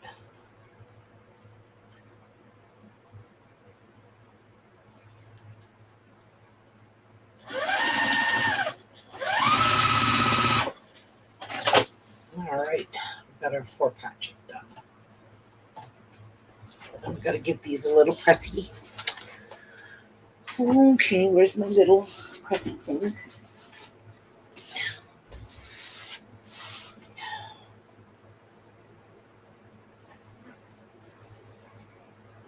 Does it say which way to do the... Nope, so press open probably, right? Is it press open? Probably. Oops. Probably is a press open.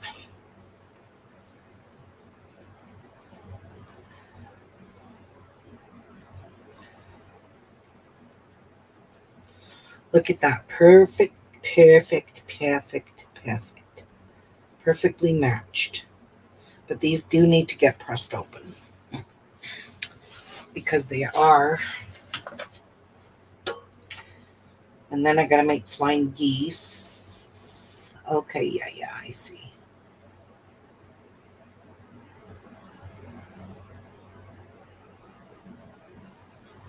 Okay.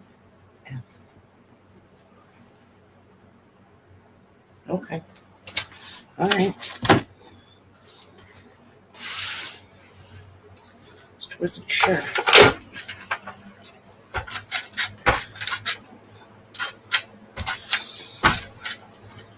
Now we'll press these suckers open. Let that finish. And I'm going to get some things here because I hate pressing open.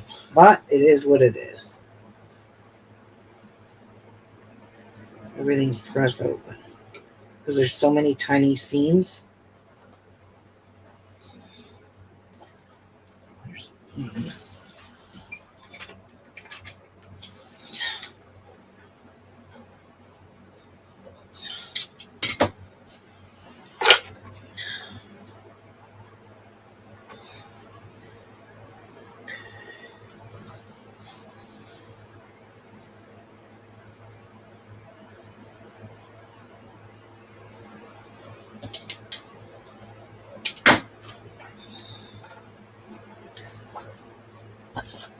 Put that on it.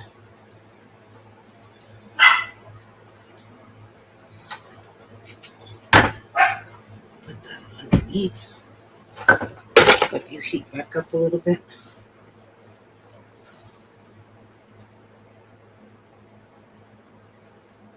So much bulk in these tiny pieces. If you don't press open, you're gonna have a night. It's gonna be a nightmare when you go to quilt this.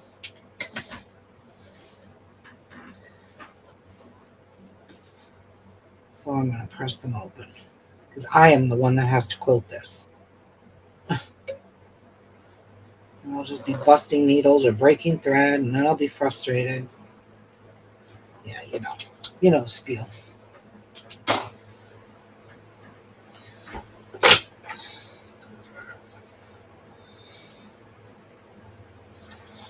All right.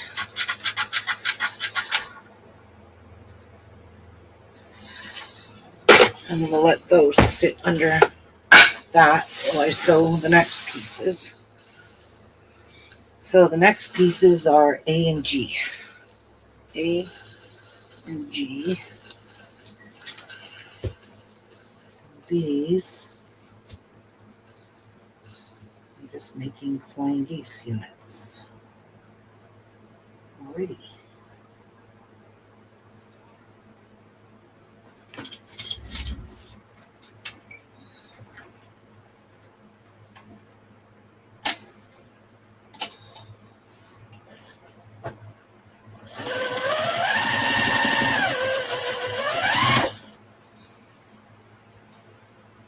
Easy peasy.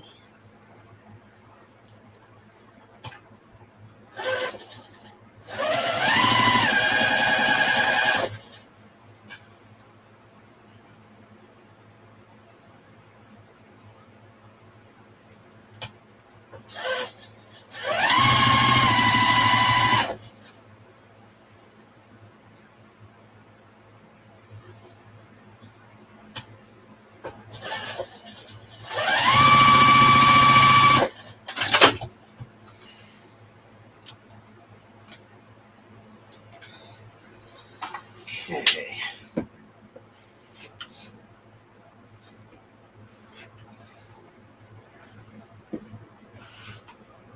Oops.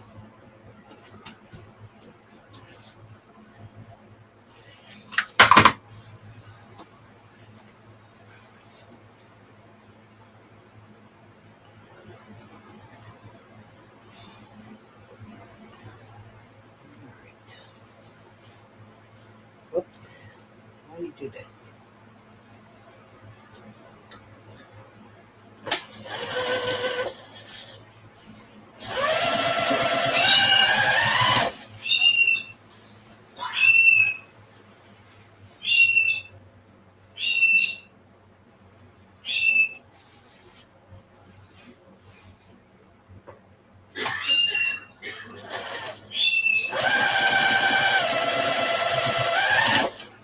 It's nice I'll be off tomorrow. Don't go to work.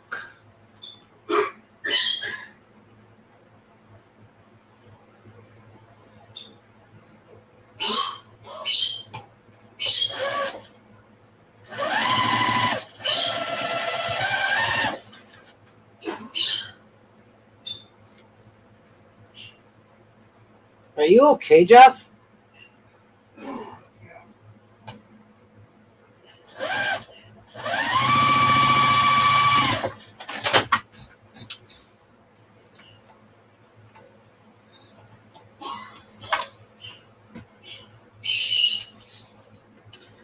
Looks like I might have to square these up a little bit. I think I went a little bit over. All right.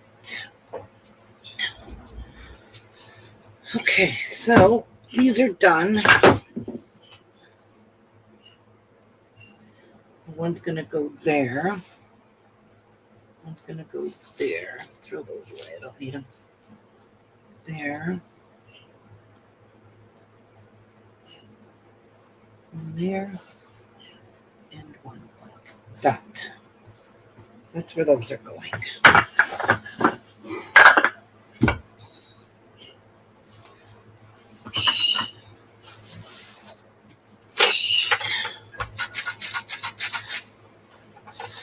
Just I need water. That's why it's not steaming. It always helps to have a little bit of water in your iron.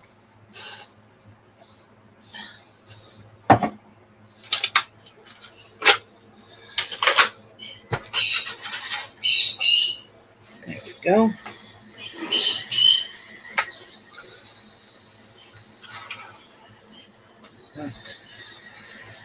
Not staying down.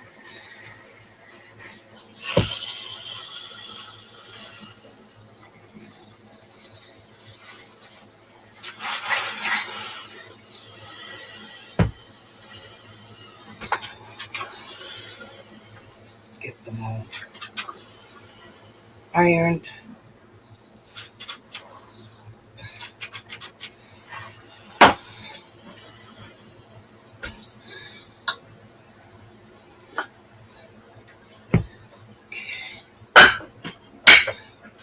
Hold on. Okay, well, that's doing that. I need C and E. C and E.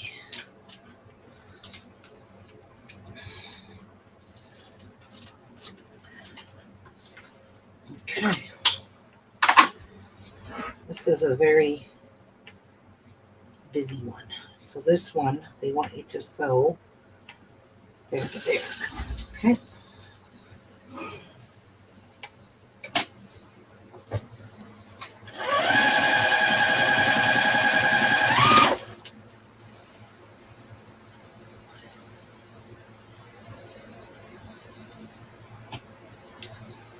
Oh, we do this. Where's screw up?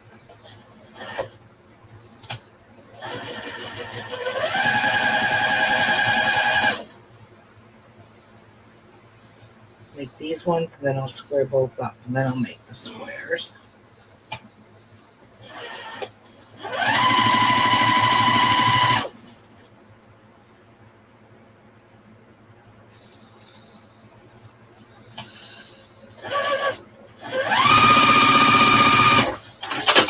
Okay. Hello, Di. Good morning to you. Yes. How you feeling, Miss Di? It's been so long since we chatted. You're a busy lady. I know. Busy. And that is the center block of that. So that's what I have so far. I think I'm up too close because now it's taking everything out of my thing. Back out a bit. There we go. All right. So, we're making more flying geese.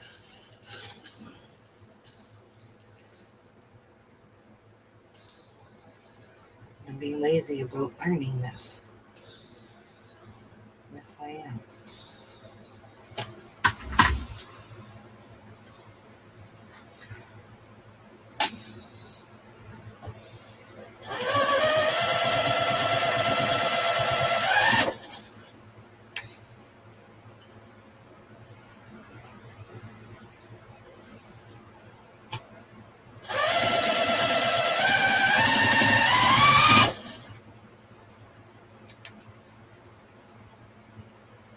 Oopsies. Oh shit, I covered up my chat with that stupid focus thing. Hang on. Can't reach it.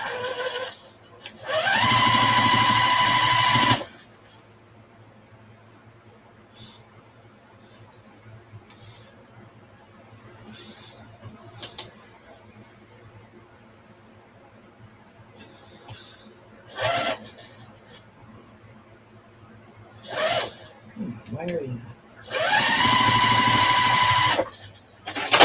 All right.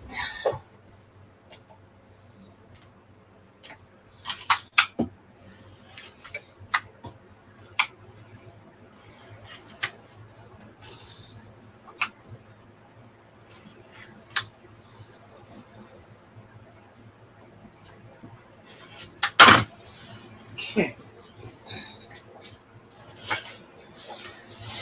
Now these ones go this way.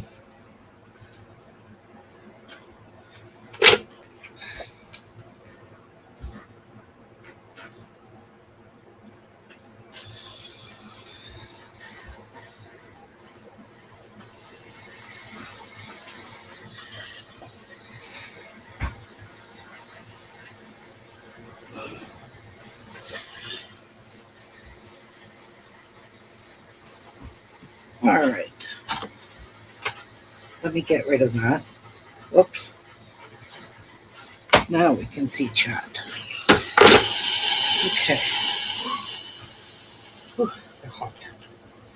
Now these get sewed to this way, correct? Correct. So, and of course my things don't match. Oh, I have to trim these. They're not so uneven. I'm not gonna work in that like that. Oh, guess what? Can't trim that one. That one I can a little bit.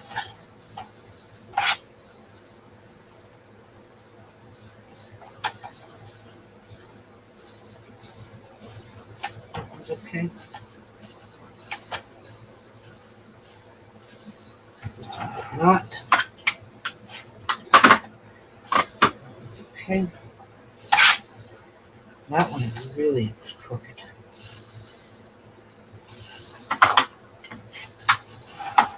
It's even bowed a little bit there.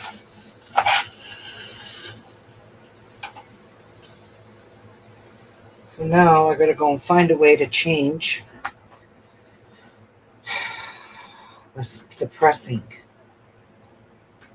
Now none of these will nest because I didn't press open my seams.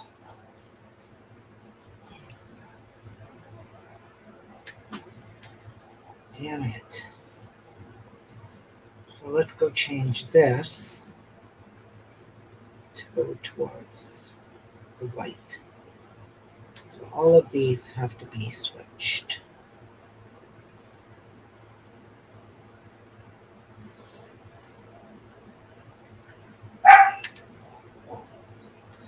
Okay, let me do this right now because it's just confusing me. Okay, that. Alright, these go like that. Alright, that one matches up. This one does not. So this one I have to put a slit in it. Damn it. That'll work.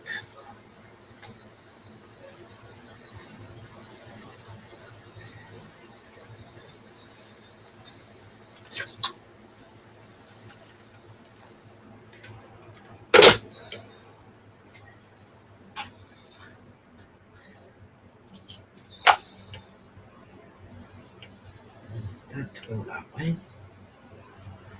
So it nests in there. And I mean, this is going to show, or I would never care any other way. But this is very noticeable, so gotta do it. That one's already be stitched together. All right, so this one could be switched this way. Totally.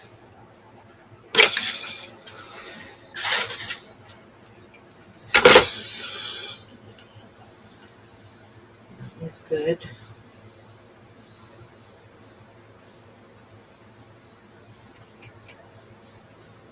Wait a minute. And this one, you have to snip it. I'm going to press them. It's just going to make it easier for me.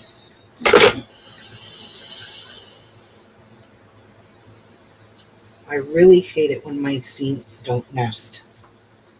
Because if these don't nest, this is going to show. I kid you not.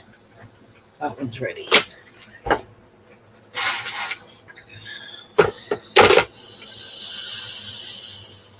Okay. So this is the one that has to be stitched or pressed a different way.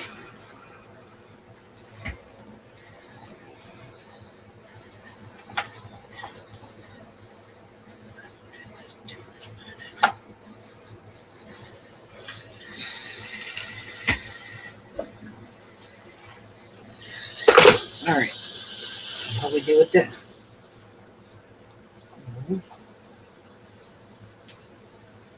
that up. Beautiful.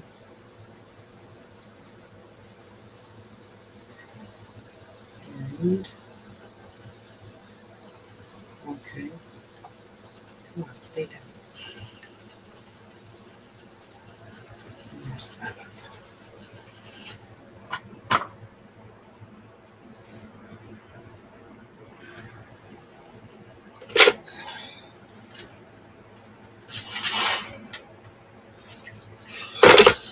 That one's ready to sew. One more.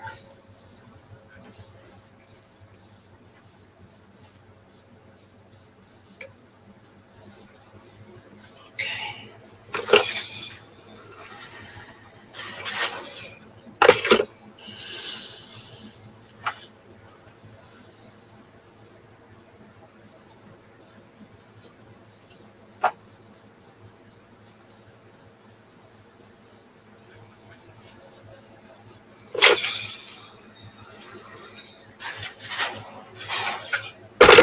All right. We should be good.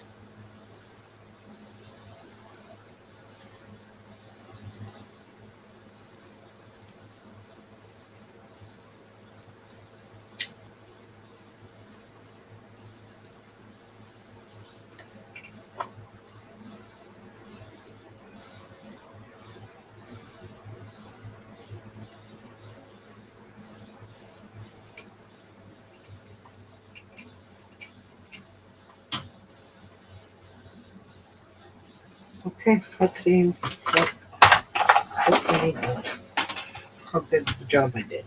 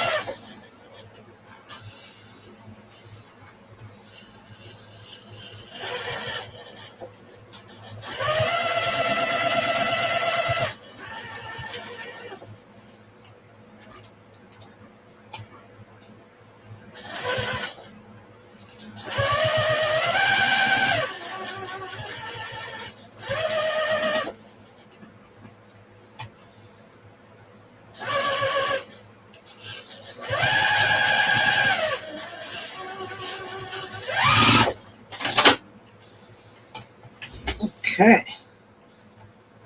See if I did good. Good job.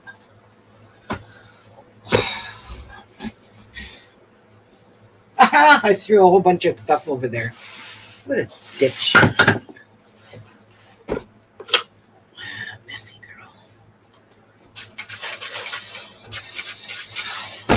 Okay, I think this is going to matter which way these seams go. So this one, that's going that way.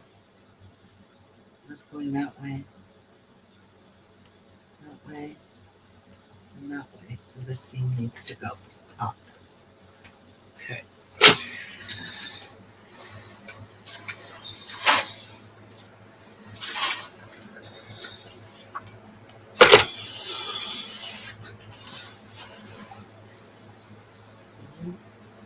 That's gonna go, and that goes like that. Right? White one, white one, white and white. That's gonna go there. That completely came unstitched. What the heck? I have to fix that.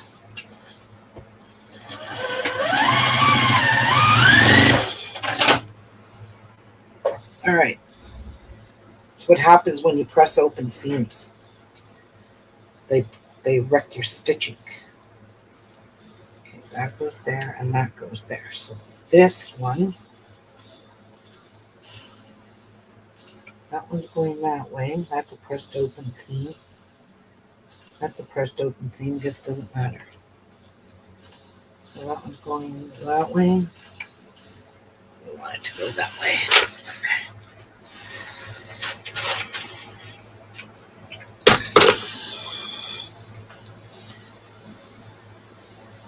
No, it goes this way.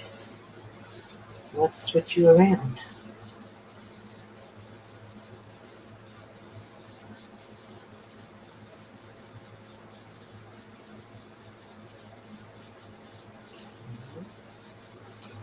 Doesn't matter which way I go, I have to change this.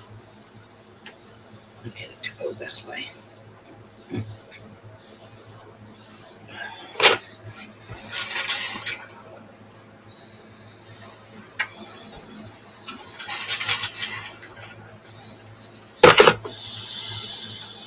Alright, now we got that.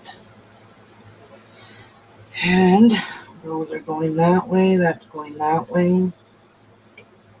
That's why I hate pressing open my seams.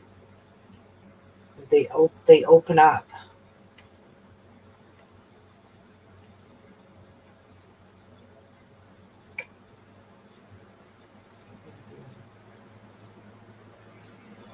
Jeez.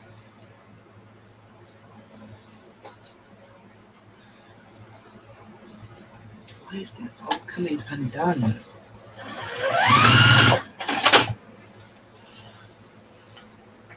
See. I went that way. That has to go that way.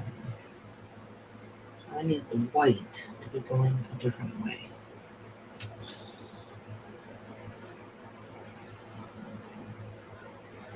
Oh no, that's a pressed open seam. Okay.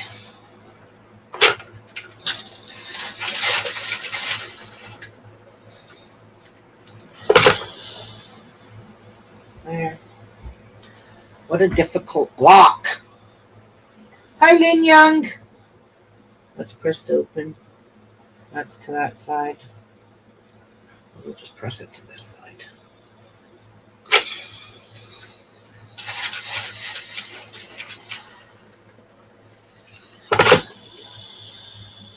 All right.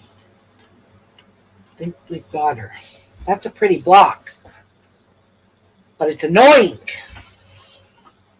It was very annoying. Jeez. So these should be 2.5 inches. For some reason, I don't like the way this one looks. So where are you, 2.5 inch? Let's check out. Let's see if we need to. Nope, it's not too big. That's all I was worried about, was it being too big, but it's not. All right, let's sew these together. Oh, perfect. Already got. This is not going to be fun. I hate these pressed open seams. But it is what it is. I got to do it.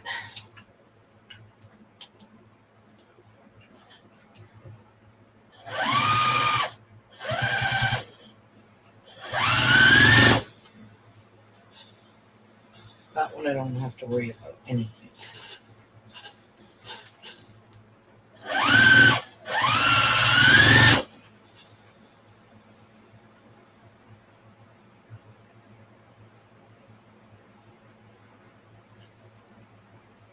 Ouch.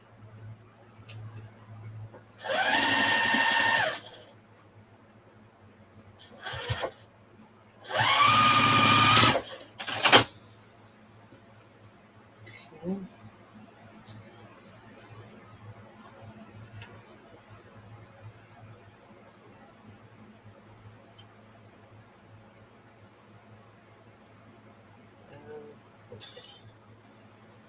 You're a dirty bitch. Well, you're getting cut. Looking around. All these pressed seams are all breaking open.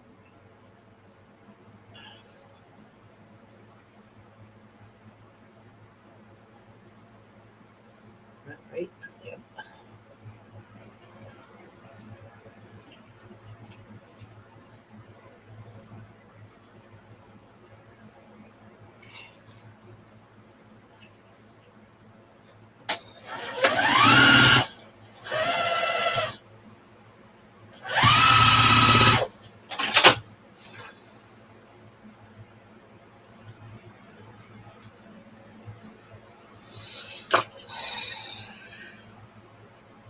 Kind of scary.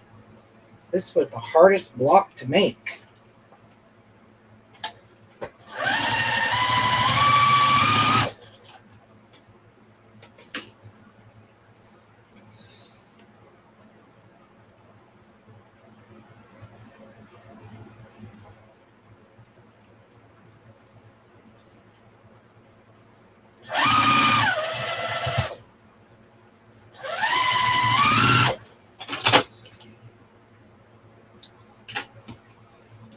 All right, that goes there.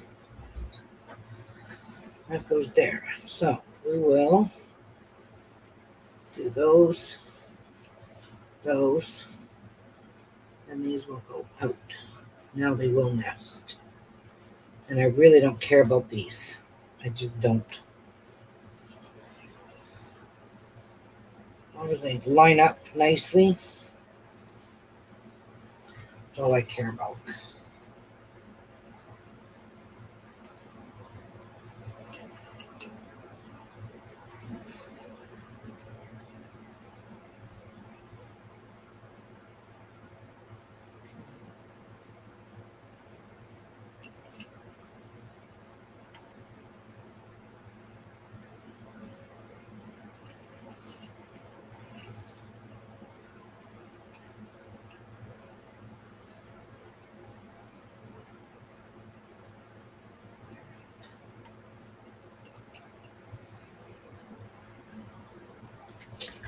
Every single intersection had to be pinned.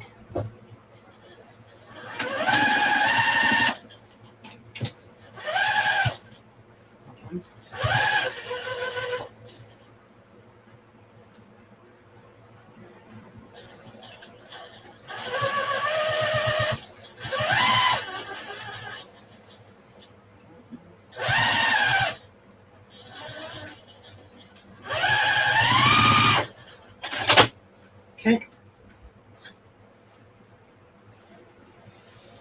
And look at that. Not too shabby at all. Not too shabby. I'm not sure, Lynn.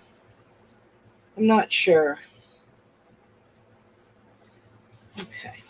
Let me keep my iron hot so I can press this. trim it up.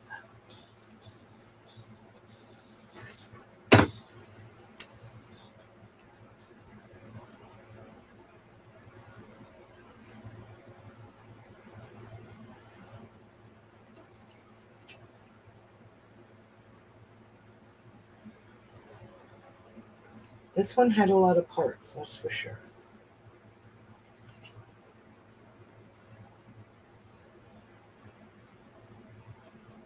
Oops.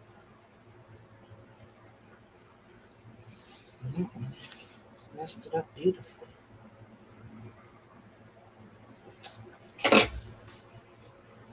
Let's do this.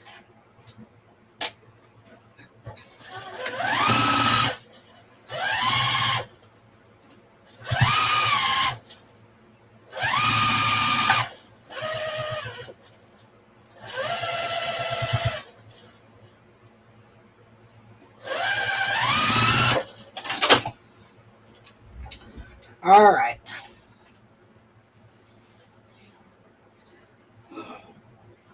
I will press this open. Just because it's so freaking bulky. Like, really bulky.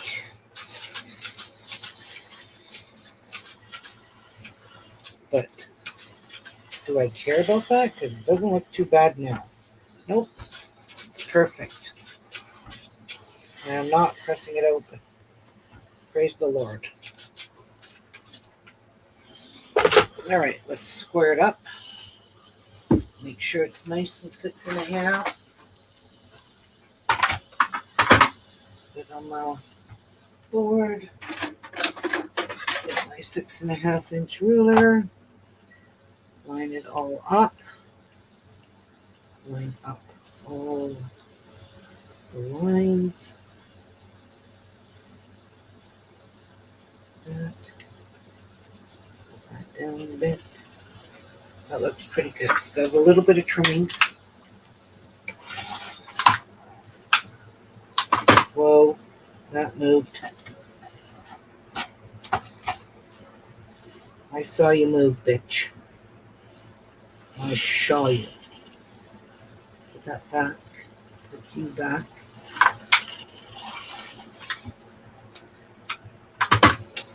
Why does this insist on moving?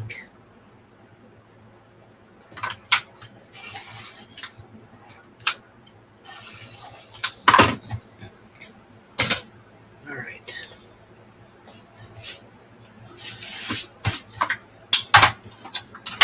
All right. You are gonnies.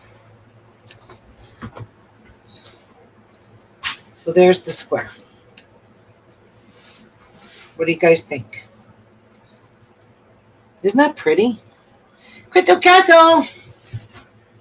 All right, so we need that there. And we need one there. So let's do it.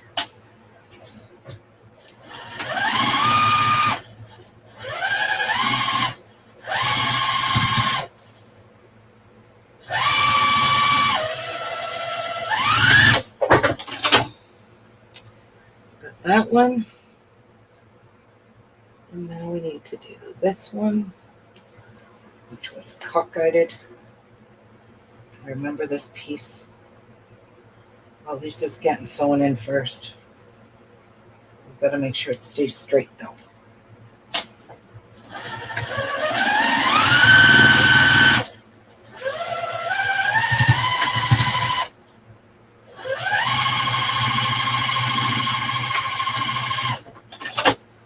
Right. Now I don't know which way I have to sew my iron, my press my seam. So let's go back and look. If I touch it to this,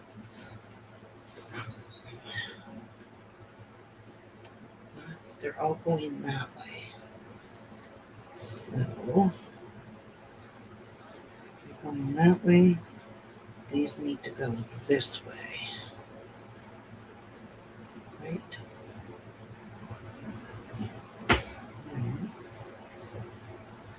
Okay, that one's different. No, that one's that way, that way. They're all going that way. So I need my seams to go. My seams to go this way. Okay. Just needed to check. This way.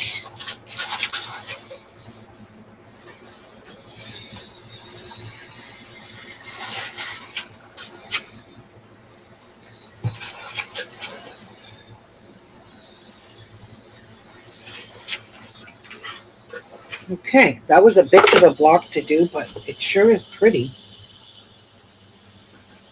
Lots of points. And you notice I didn't cut any of my points off. See that? Do you see I didn't cut my points?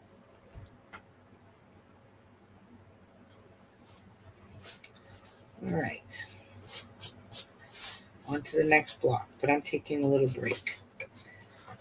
Next block. So, sit you there.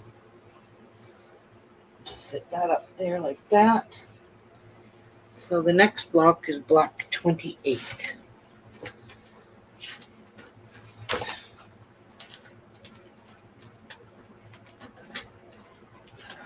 23, 22, where's 28? Wait, I think I'm too many pages. There it is. This is 28.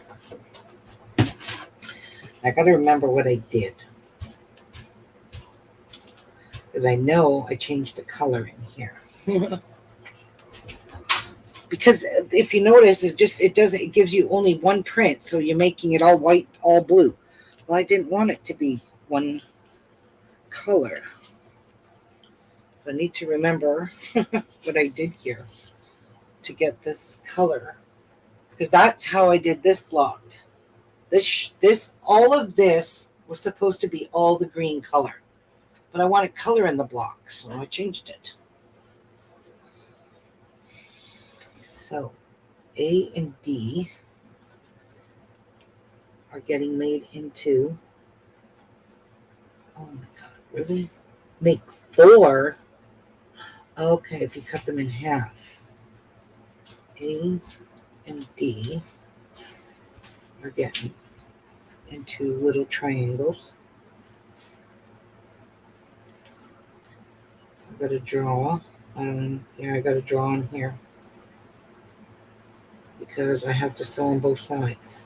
And I've got to make these into 1.5 inch. Yikes. Now we're talking small piddly shit. And then B.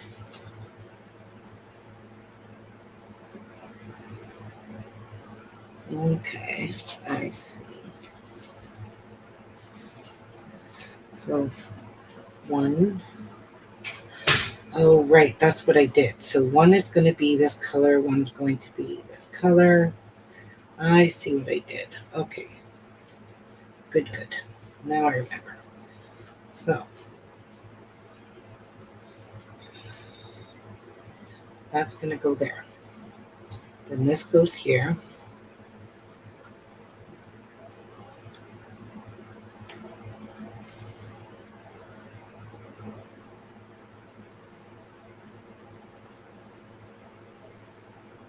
Okay. This goes here. I have to do them all in order as they state.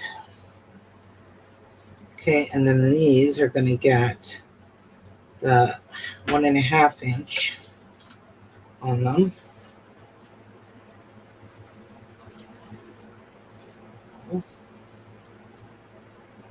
And then they will get flipped. These 2 blocks will be flipped. So will these. Yep, they'll all be flipped. Weird. Yeah. Okay. That's what we're going to do. I do need to put some marks on these. Oh shit, that's too small. It's gonna reach.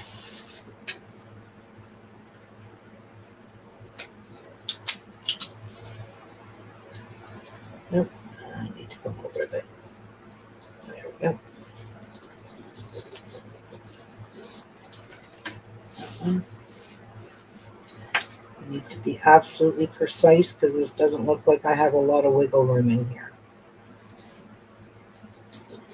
I got this ruler upside down so I can feel the rubber things. All right.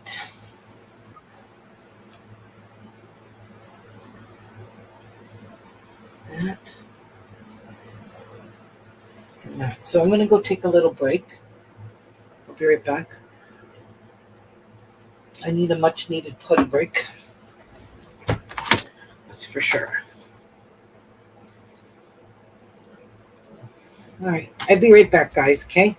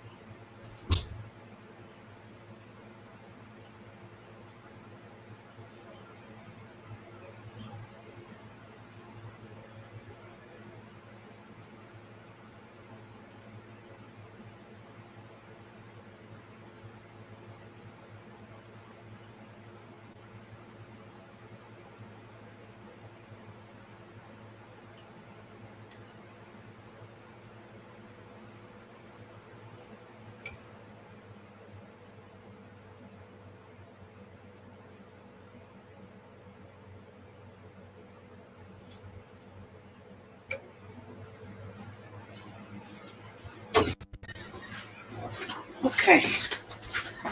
Where is my phone? Oh, here it is. 1 second. I need to call my daughter. Nope. Do I know what I'm doing with this phone? No, I never do. Where's this?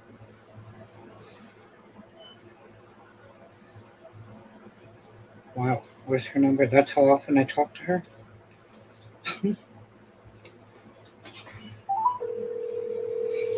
Okay. Hello? Hi. Hi. Are you going to town at all? What? Are you coming to town at all? I'm at a market today. Oh, right. Your market. On your way home, stop and pick up your apple cake I made you. Okay. It's got your favorite topping on it. Okay, so you mean my crumble? Yes, ma'am. It's All called right. apple coffee cake. Sounds great. It is good. Okay, bye. Okay, thanks. Bye. Bye. And Jeff took my other daughter over hers. So I don't have my 1/4-inch foot on, but if I follow her lines, I should. I didn't want to do that. I didn't mean to cut that off.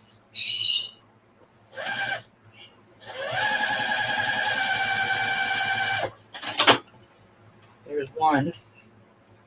I can't muck these up.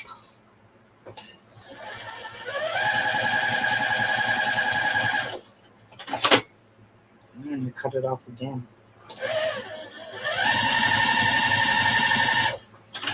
All right.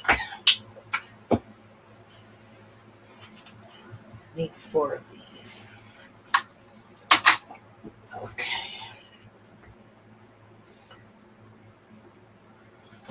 Oh, I hate these fruit flies.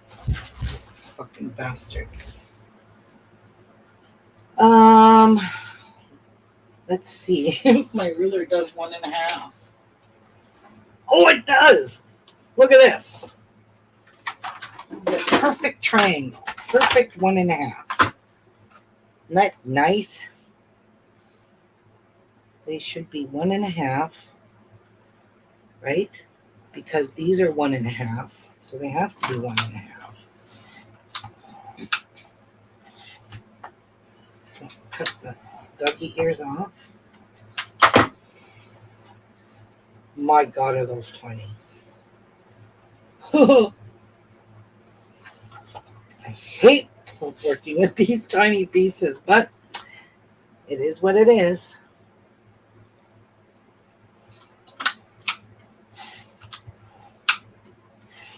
So it's a good thing I decided to square them up, because normally I don't do this because they're too big. They wouldn't have enough fit anyway.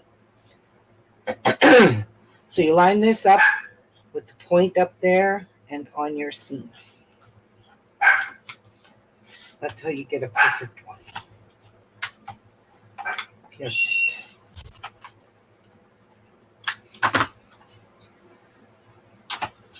Garbage. Well, that's the first time I ever used the 1.5 on these clearly slotted rulers. First time.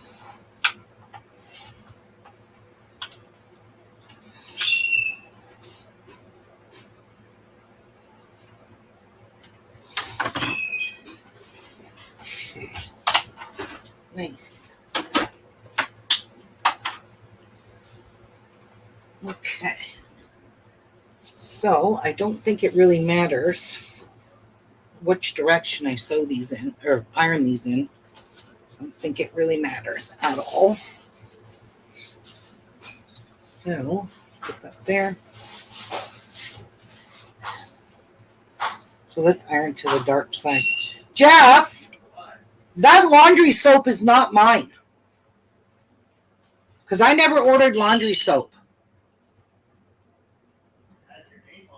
Yeah, I bet you it's Patsy's.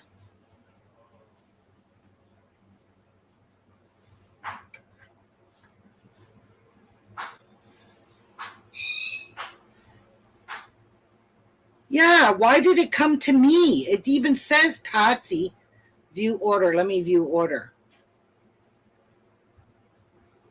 Shipping address 992 Whole Place. Ship to Ruby Lockwood 55. Yeah. No.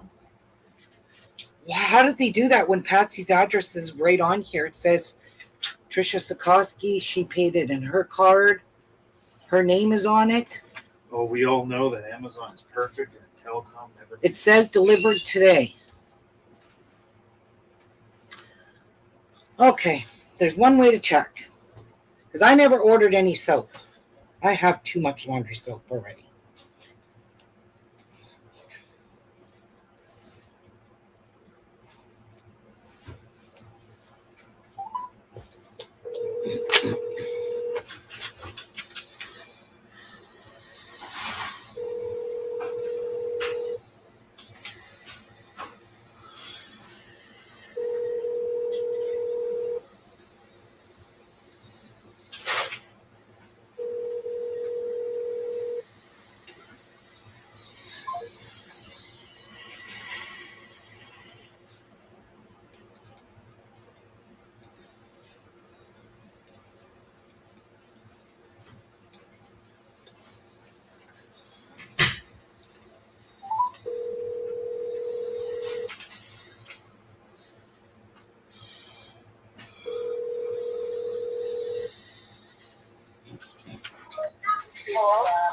Patsy, are you at home? She's supposed to go there, but he's gonna. Yeah, when? Hello? Patsy, are you at home? No, I'm at Abigail's birthday party. Okay, because some kind Tide pods got delivered to my house when it's got your address and your name on the Amazon, and Tide got delivered here. So when you get home, check and see if you have Tide delivered to you. But she maybe because just open it. Patsy, it's got the sticker right on the Tide. It's not even in a box. What is it? It's Tide Pods. Oh yeah, no, I did order that. Well, why did it go to your house? I have no idea, but it says delivered today, and I got Tide Pods, but it's your address and your name. So just phone me when you get home and let me know if you got a delivery for Tide Pods. No, I didn't. Well, how would you know? You're not there. Because okay, unless it went there with Pat because I ordered two kinds. Okay, well, check and see when you get home, okay? All right. Okay, bye. Okay, bye-bye. Bye. Oh, what a nut house. I'd be going mental in that. That just drove me wacko. I'm sorry. Oh, man. Man, oh, man, oh, man. So these all have to go this way. These all have to face that way, and that way. Okay, let's do this. So let's sew all these pieces together. We were just kids when we fell in love. Hello. Oh my God. Oh my God, what? This cake is so good. You're eating it already? Yeah. Oh, Oh my God. isn't it delicious? Yes, it is. Thank you. Oh, you're welcome. I made you, me, and Cassie one, and they all kind of sunk in the middle. It's so good. Isn't it? Here, I'll grab that. Isn't it moist? Mm-hmm. Oh God, I can clean it first. Are your kids having any? Maya's not home. If she was, she'd be all over it. Make sure you freeze some of it. Yeah, I will. Cut it into into 4 pieces and wrap them up and freeze them. Yeah. But- It's so good. Oh, babe, you're gonna have to pull that light out. Does Kevin have any? Not yet. He's in the middle of trying to change my microwave. Okay. Does he like apple cake? Yes, he does. Oh, he's gonna love that then. He loves apple crisp. Okay, well he'll love that because that's the apple crisp topping. Yeah, because he's a truck driver. Oh, you're Okay, funny. I gotta put my white hat back on here. Your white hat, eh? I was like, no. Just trying to change my microwave, so I don't want to. Okay, but that cake was supposed to be for after dinner. Now, goodbye. Yeah, well, it's for breakfast. Goodbye. Goodbye. For breakfast. So, guys, look. The cake was a win. I told you that cake is damn amazing. Why did this shift on me?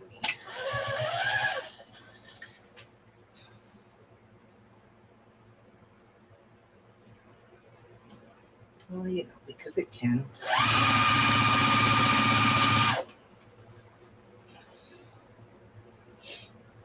I've got another headache. My sinuses are driving me wacko.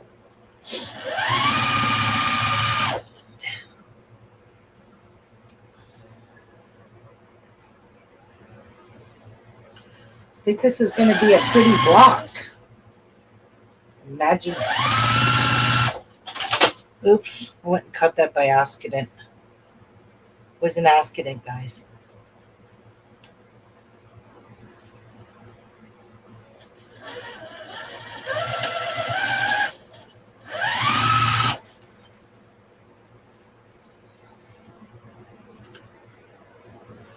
Oh man, this fabric is beautiful. I love Lori Holt fabric, man.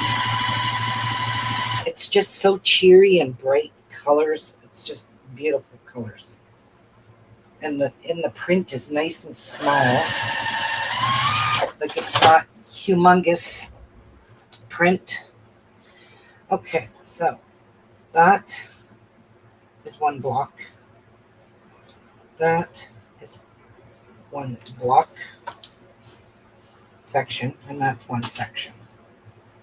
So let's make sure we nest these seams. Okay, so I don't have any more shit to deal with that. So we'll do that one that way. And that one that way.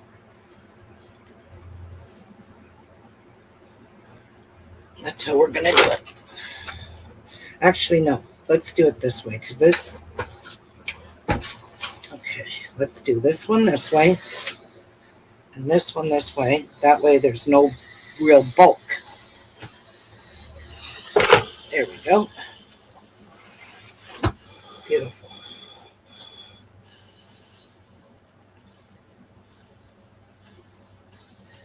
And that's around. What fell on the floor? All my pieces. That's what fell on the floor. Wow, do I ever get a headache? That way. And that way.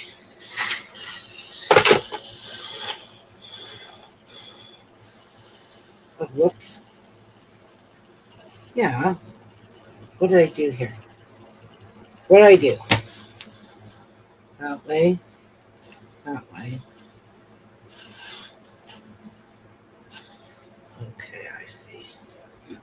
Dumbass.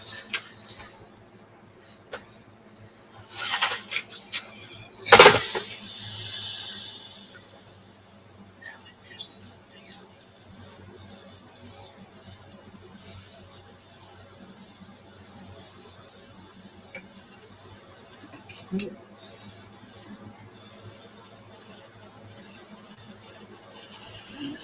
They all on the floor. That way.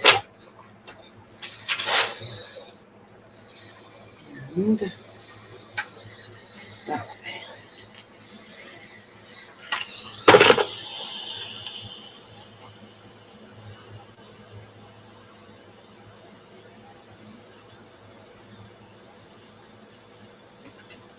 Perfect.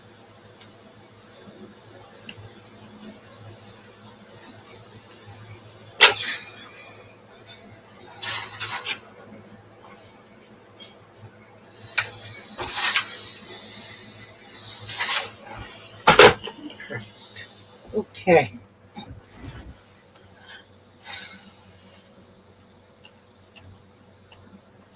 So pretty.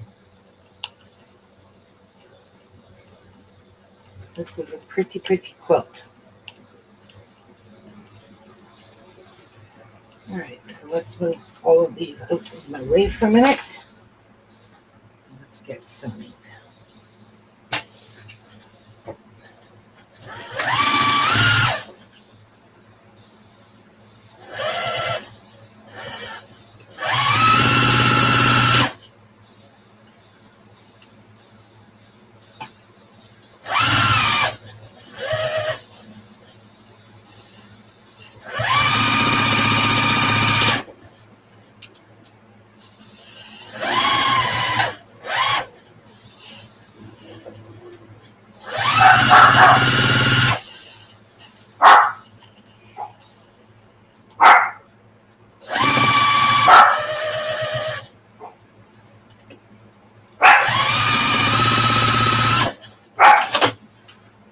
Okay. Now, I am not going to, so this one, we will do that way. I probably need to square these up because they don't look too squared up. This one has to go this way, so there's no matching up seams on here. It'll just be where we join them. So,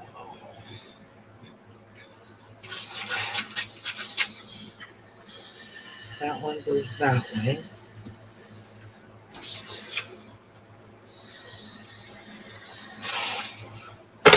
And this one goes this way. So that's how that looks.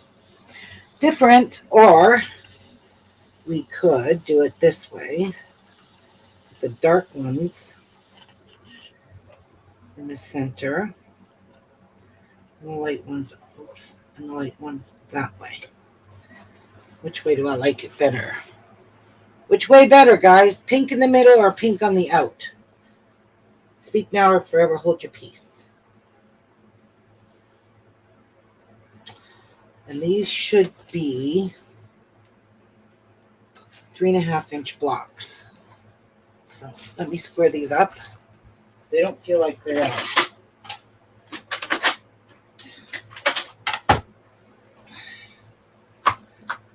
in the middle.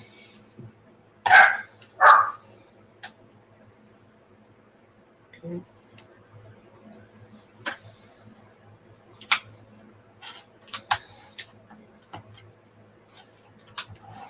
Well, we don't have a lot to trim off, but there is some.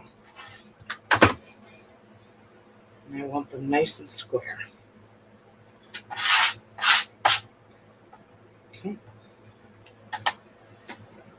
That one there. Perfect. Line that up there and there.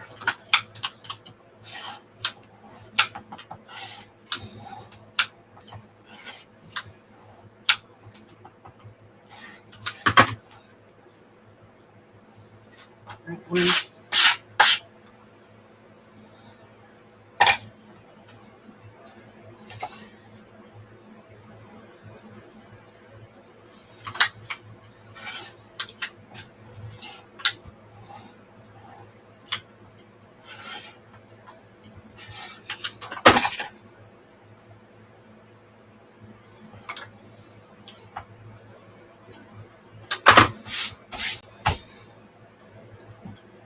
Everyone says middle. Okay. Pink in the middle it is.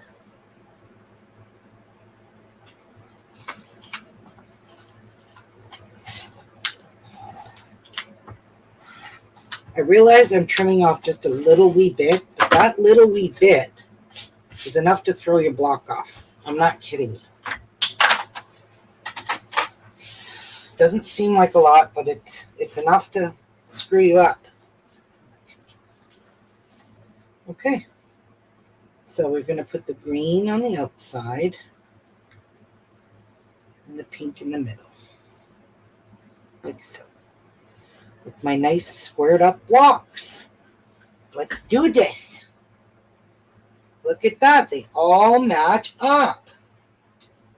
Imagine that.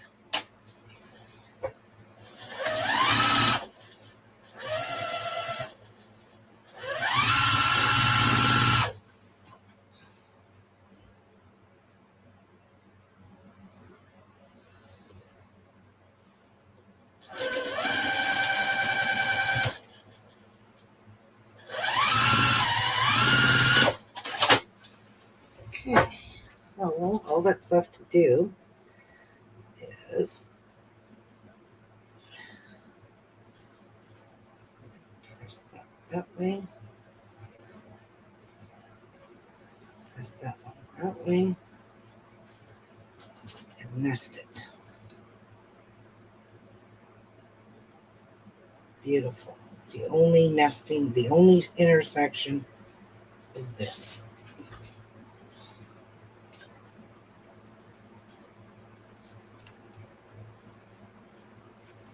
Okay.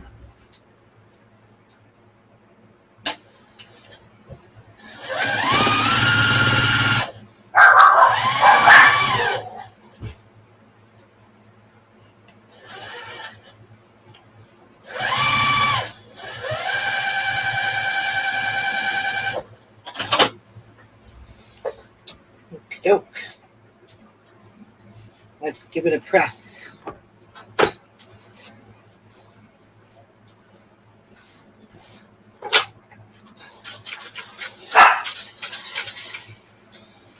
It always looks so nice after it's pressed.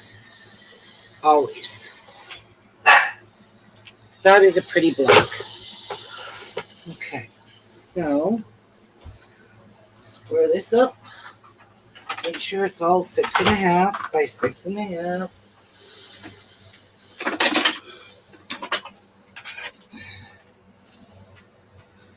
My ruler is not upside down. I need that in the center. Center. So there might be a little trimming to do. Who knows? Little, very little.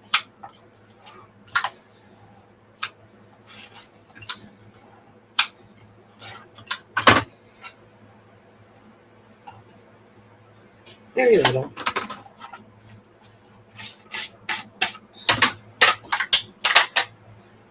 Okay. And that is the block. You guys like it? It's pretty, eh? All right. Let's sew one of these to it now.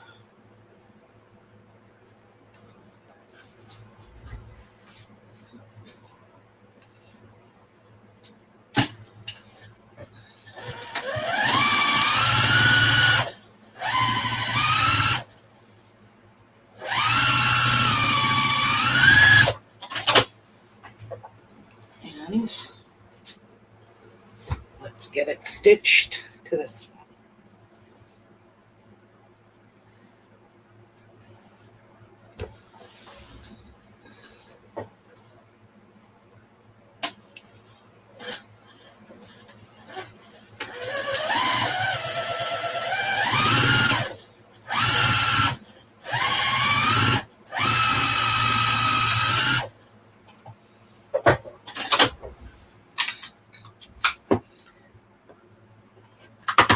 I don't like that little edge. All right, so these seams all go to that way. All right, let's do it.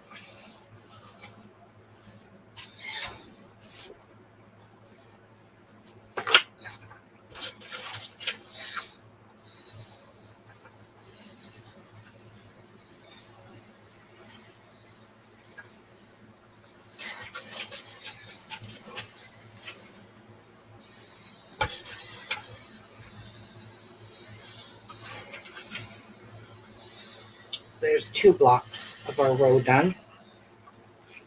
Oh, where am I going with my iron?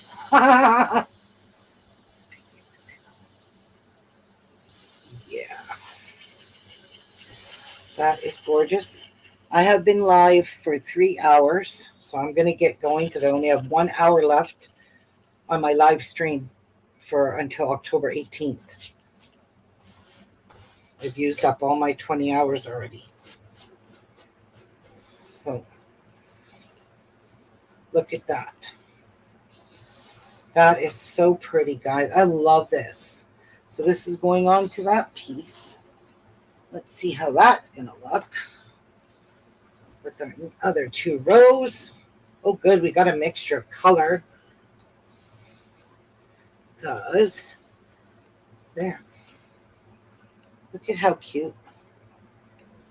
Beautiful. I have a friggin' headache. Just gonna take the rest of the day off. I am gonna enjoy being live. Like I can't go live. I can only go live for an hour tomorrow. That sucks. But I'm at my 20 hours already. Kind of a bummer. Oh well, it is what it is. But unless Martha goes live and we can go on to hers. What about that, Martha? So I only have 3 more blocks to make. And we are done. And these are the blocks here. These 3 blocks here. 12 is done. So these 3 to go. And then I need to starch all of these because these are 1, 2, 3, 4, 5. These are the last 6 blocks for the Riley Blake Designs Challenge. I'll show you that quickly. I got to finish up because I got behind on that. Like I got behind on everything. But I got all the fabrics and everything all ready. I just have to starch them. I've already gone through the process of that's background fabric for something I forget. Oh, it's for putting these. It's for putting these together. So there's 5 more of these 10-inch blocks.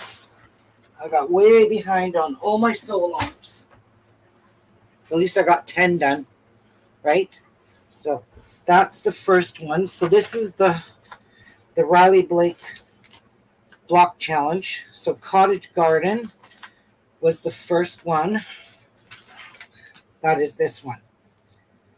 That's Cottage Garden. Then this one is the next one. Yeah, then this one was the next block. This is pretty. And then Threaded, which is this one, was the next block.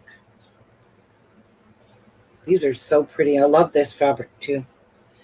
And then Tiptoe Through the Tulips was this block. Very pretty. The tulip. And this one's called Cheer for Churn Dash. And that was the next block. These were put out once a week. Then this one's called Jack in the Box. So that's the block.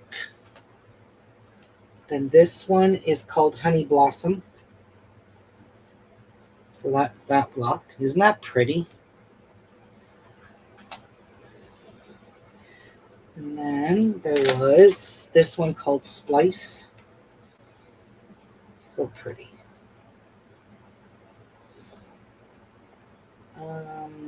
Yeah, I kind of like it that way because my pineapples are not upside down. So that's the way it's supposed to go. My pineapples are not upside down. And then there's this one called Star Blossom. And then there was this one called Follow the Leader, which means the green. I didn't do it any specific way. Yellow, green, pink, blue. So that was that. So now I've got Sparkle and Shine to do. I got the fabrics all picked out. They're not starched and they're not cut. But I want to finish this quilt first before I get into finishing this. So the next one's Sparkle and Shine, the Moab, Needle Point, Mountain Peaks, Playing with Blocks, Coming Together. Now this one's going to be a lot of fun. This is a tricky one.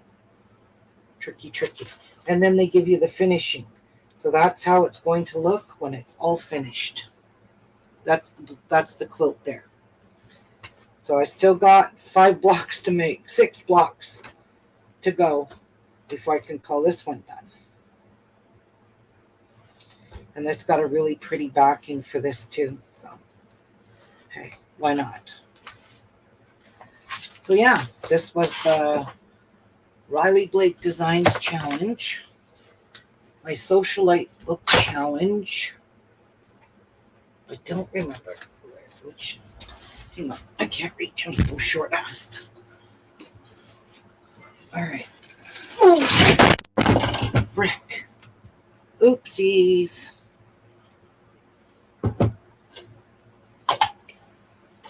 We went tumbling down. That's fantastic.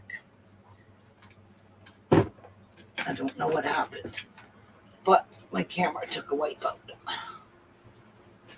It's really bad.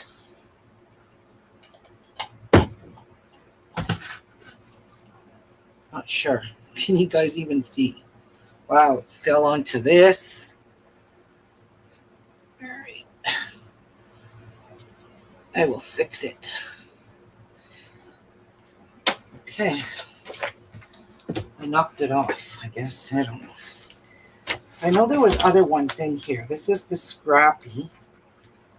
This is the Economy block. I was thinking of doing this with my scraps. So this is all 7-inch finished blocks.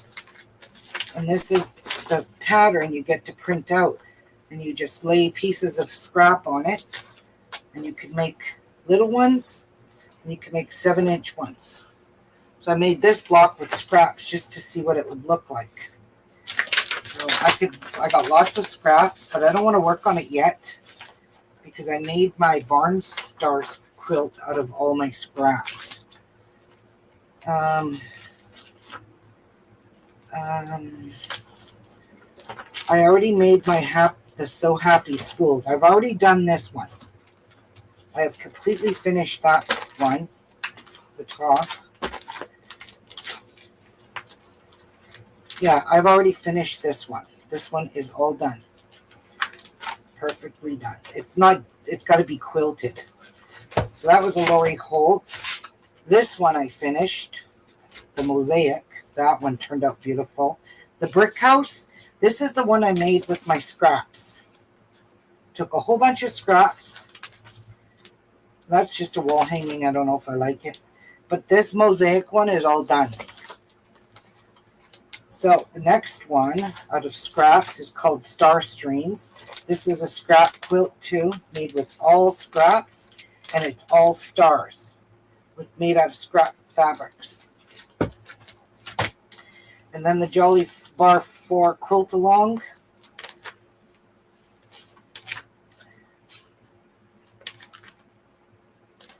This is what I have to make.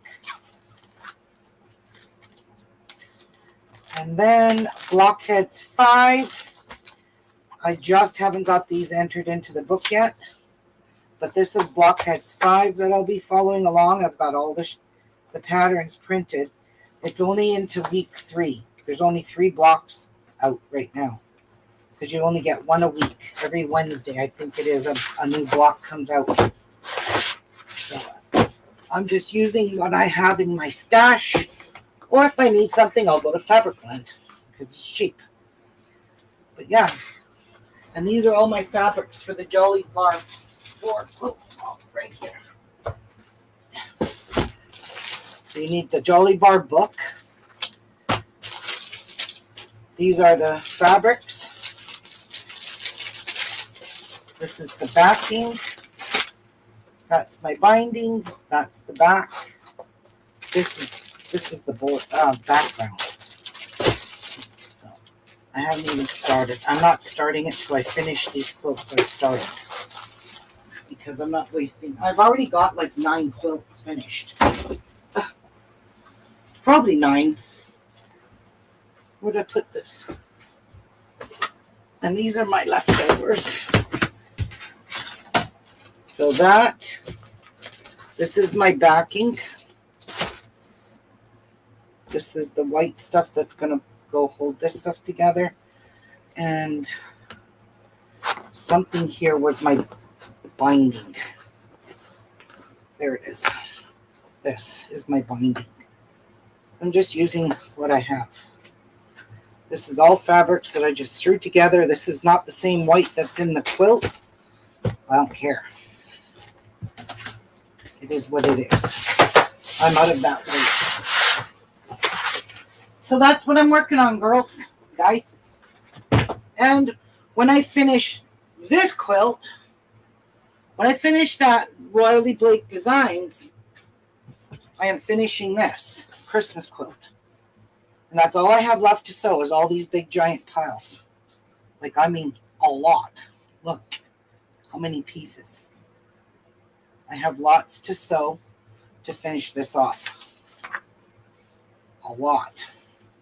Because I'm trying, right now I'm making these things, the sashings that go in between, and it's a lot of stitching. This is my binding. Don't know what that's for. It's part of the finishing right here, the quilt finishing. So right now I'm working on these. I have to make 80 of these. And I have that many made. So I'll be finishing this before I start any other quilt. I don't want to see a design board anywhere in my room with fabric on it. I need it to be done. So, thanks for joining me, guys. Thanks for spending the day. If anybody wants one of these fancy journal folios, let me know. I have most of you all on Facebook anyway, so have a great rest of your Sunday, and I'll see you guys tomorrow for an hour. Maybe, if I can go on. Maybe Martha can go live, and I could join her. All right, bye, everyone. Take care. See you soon.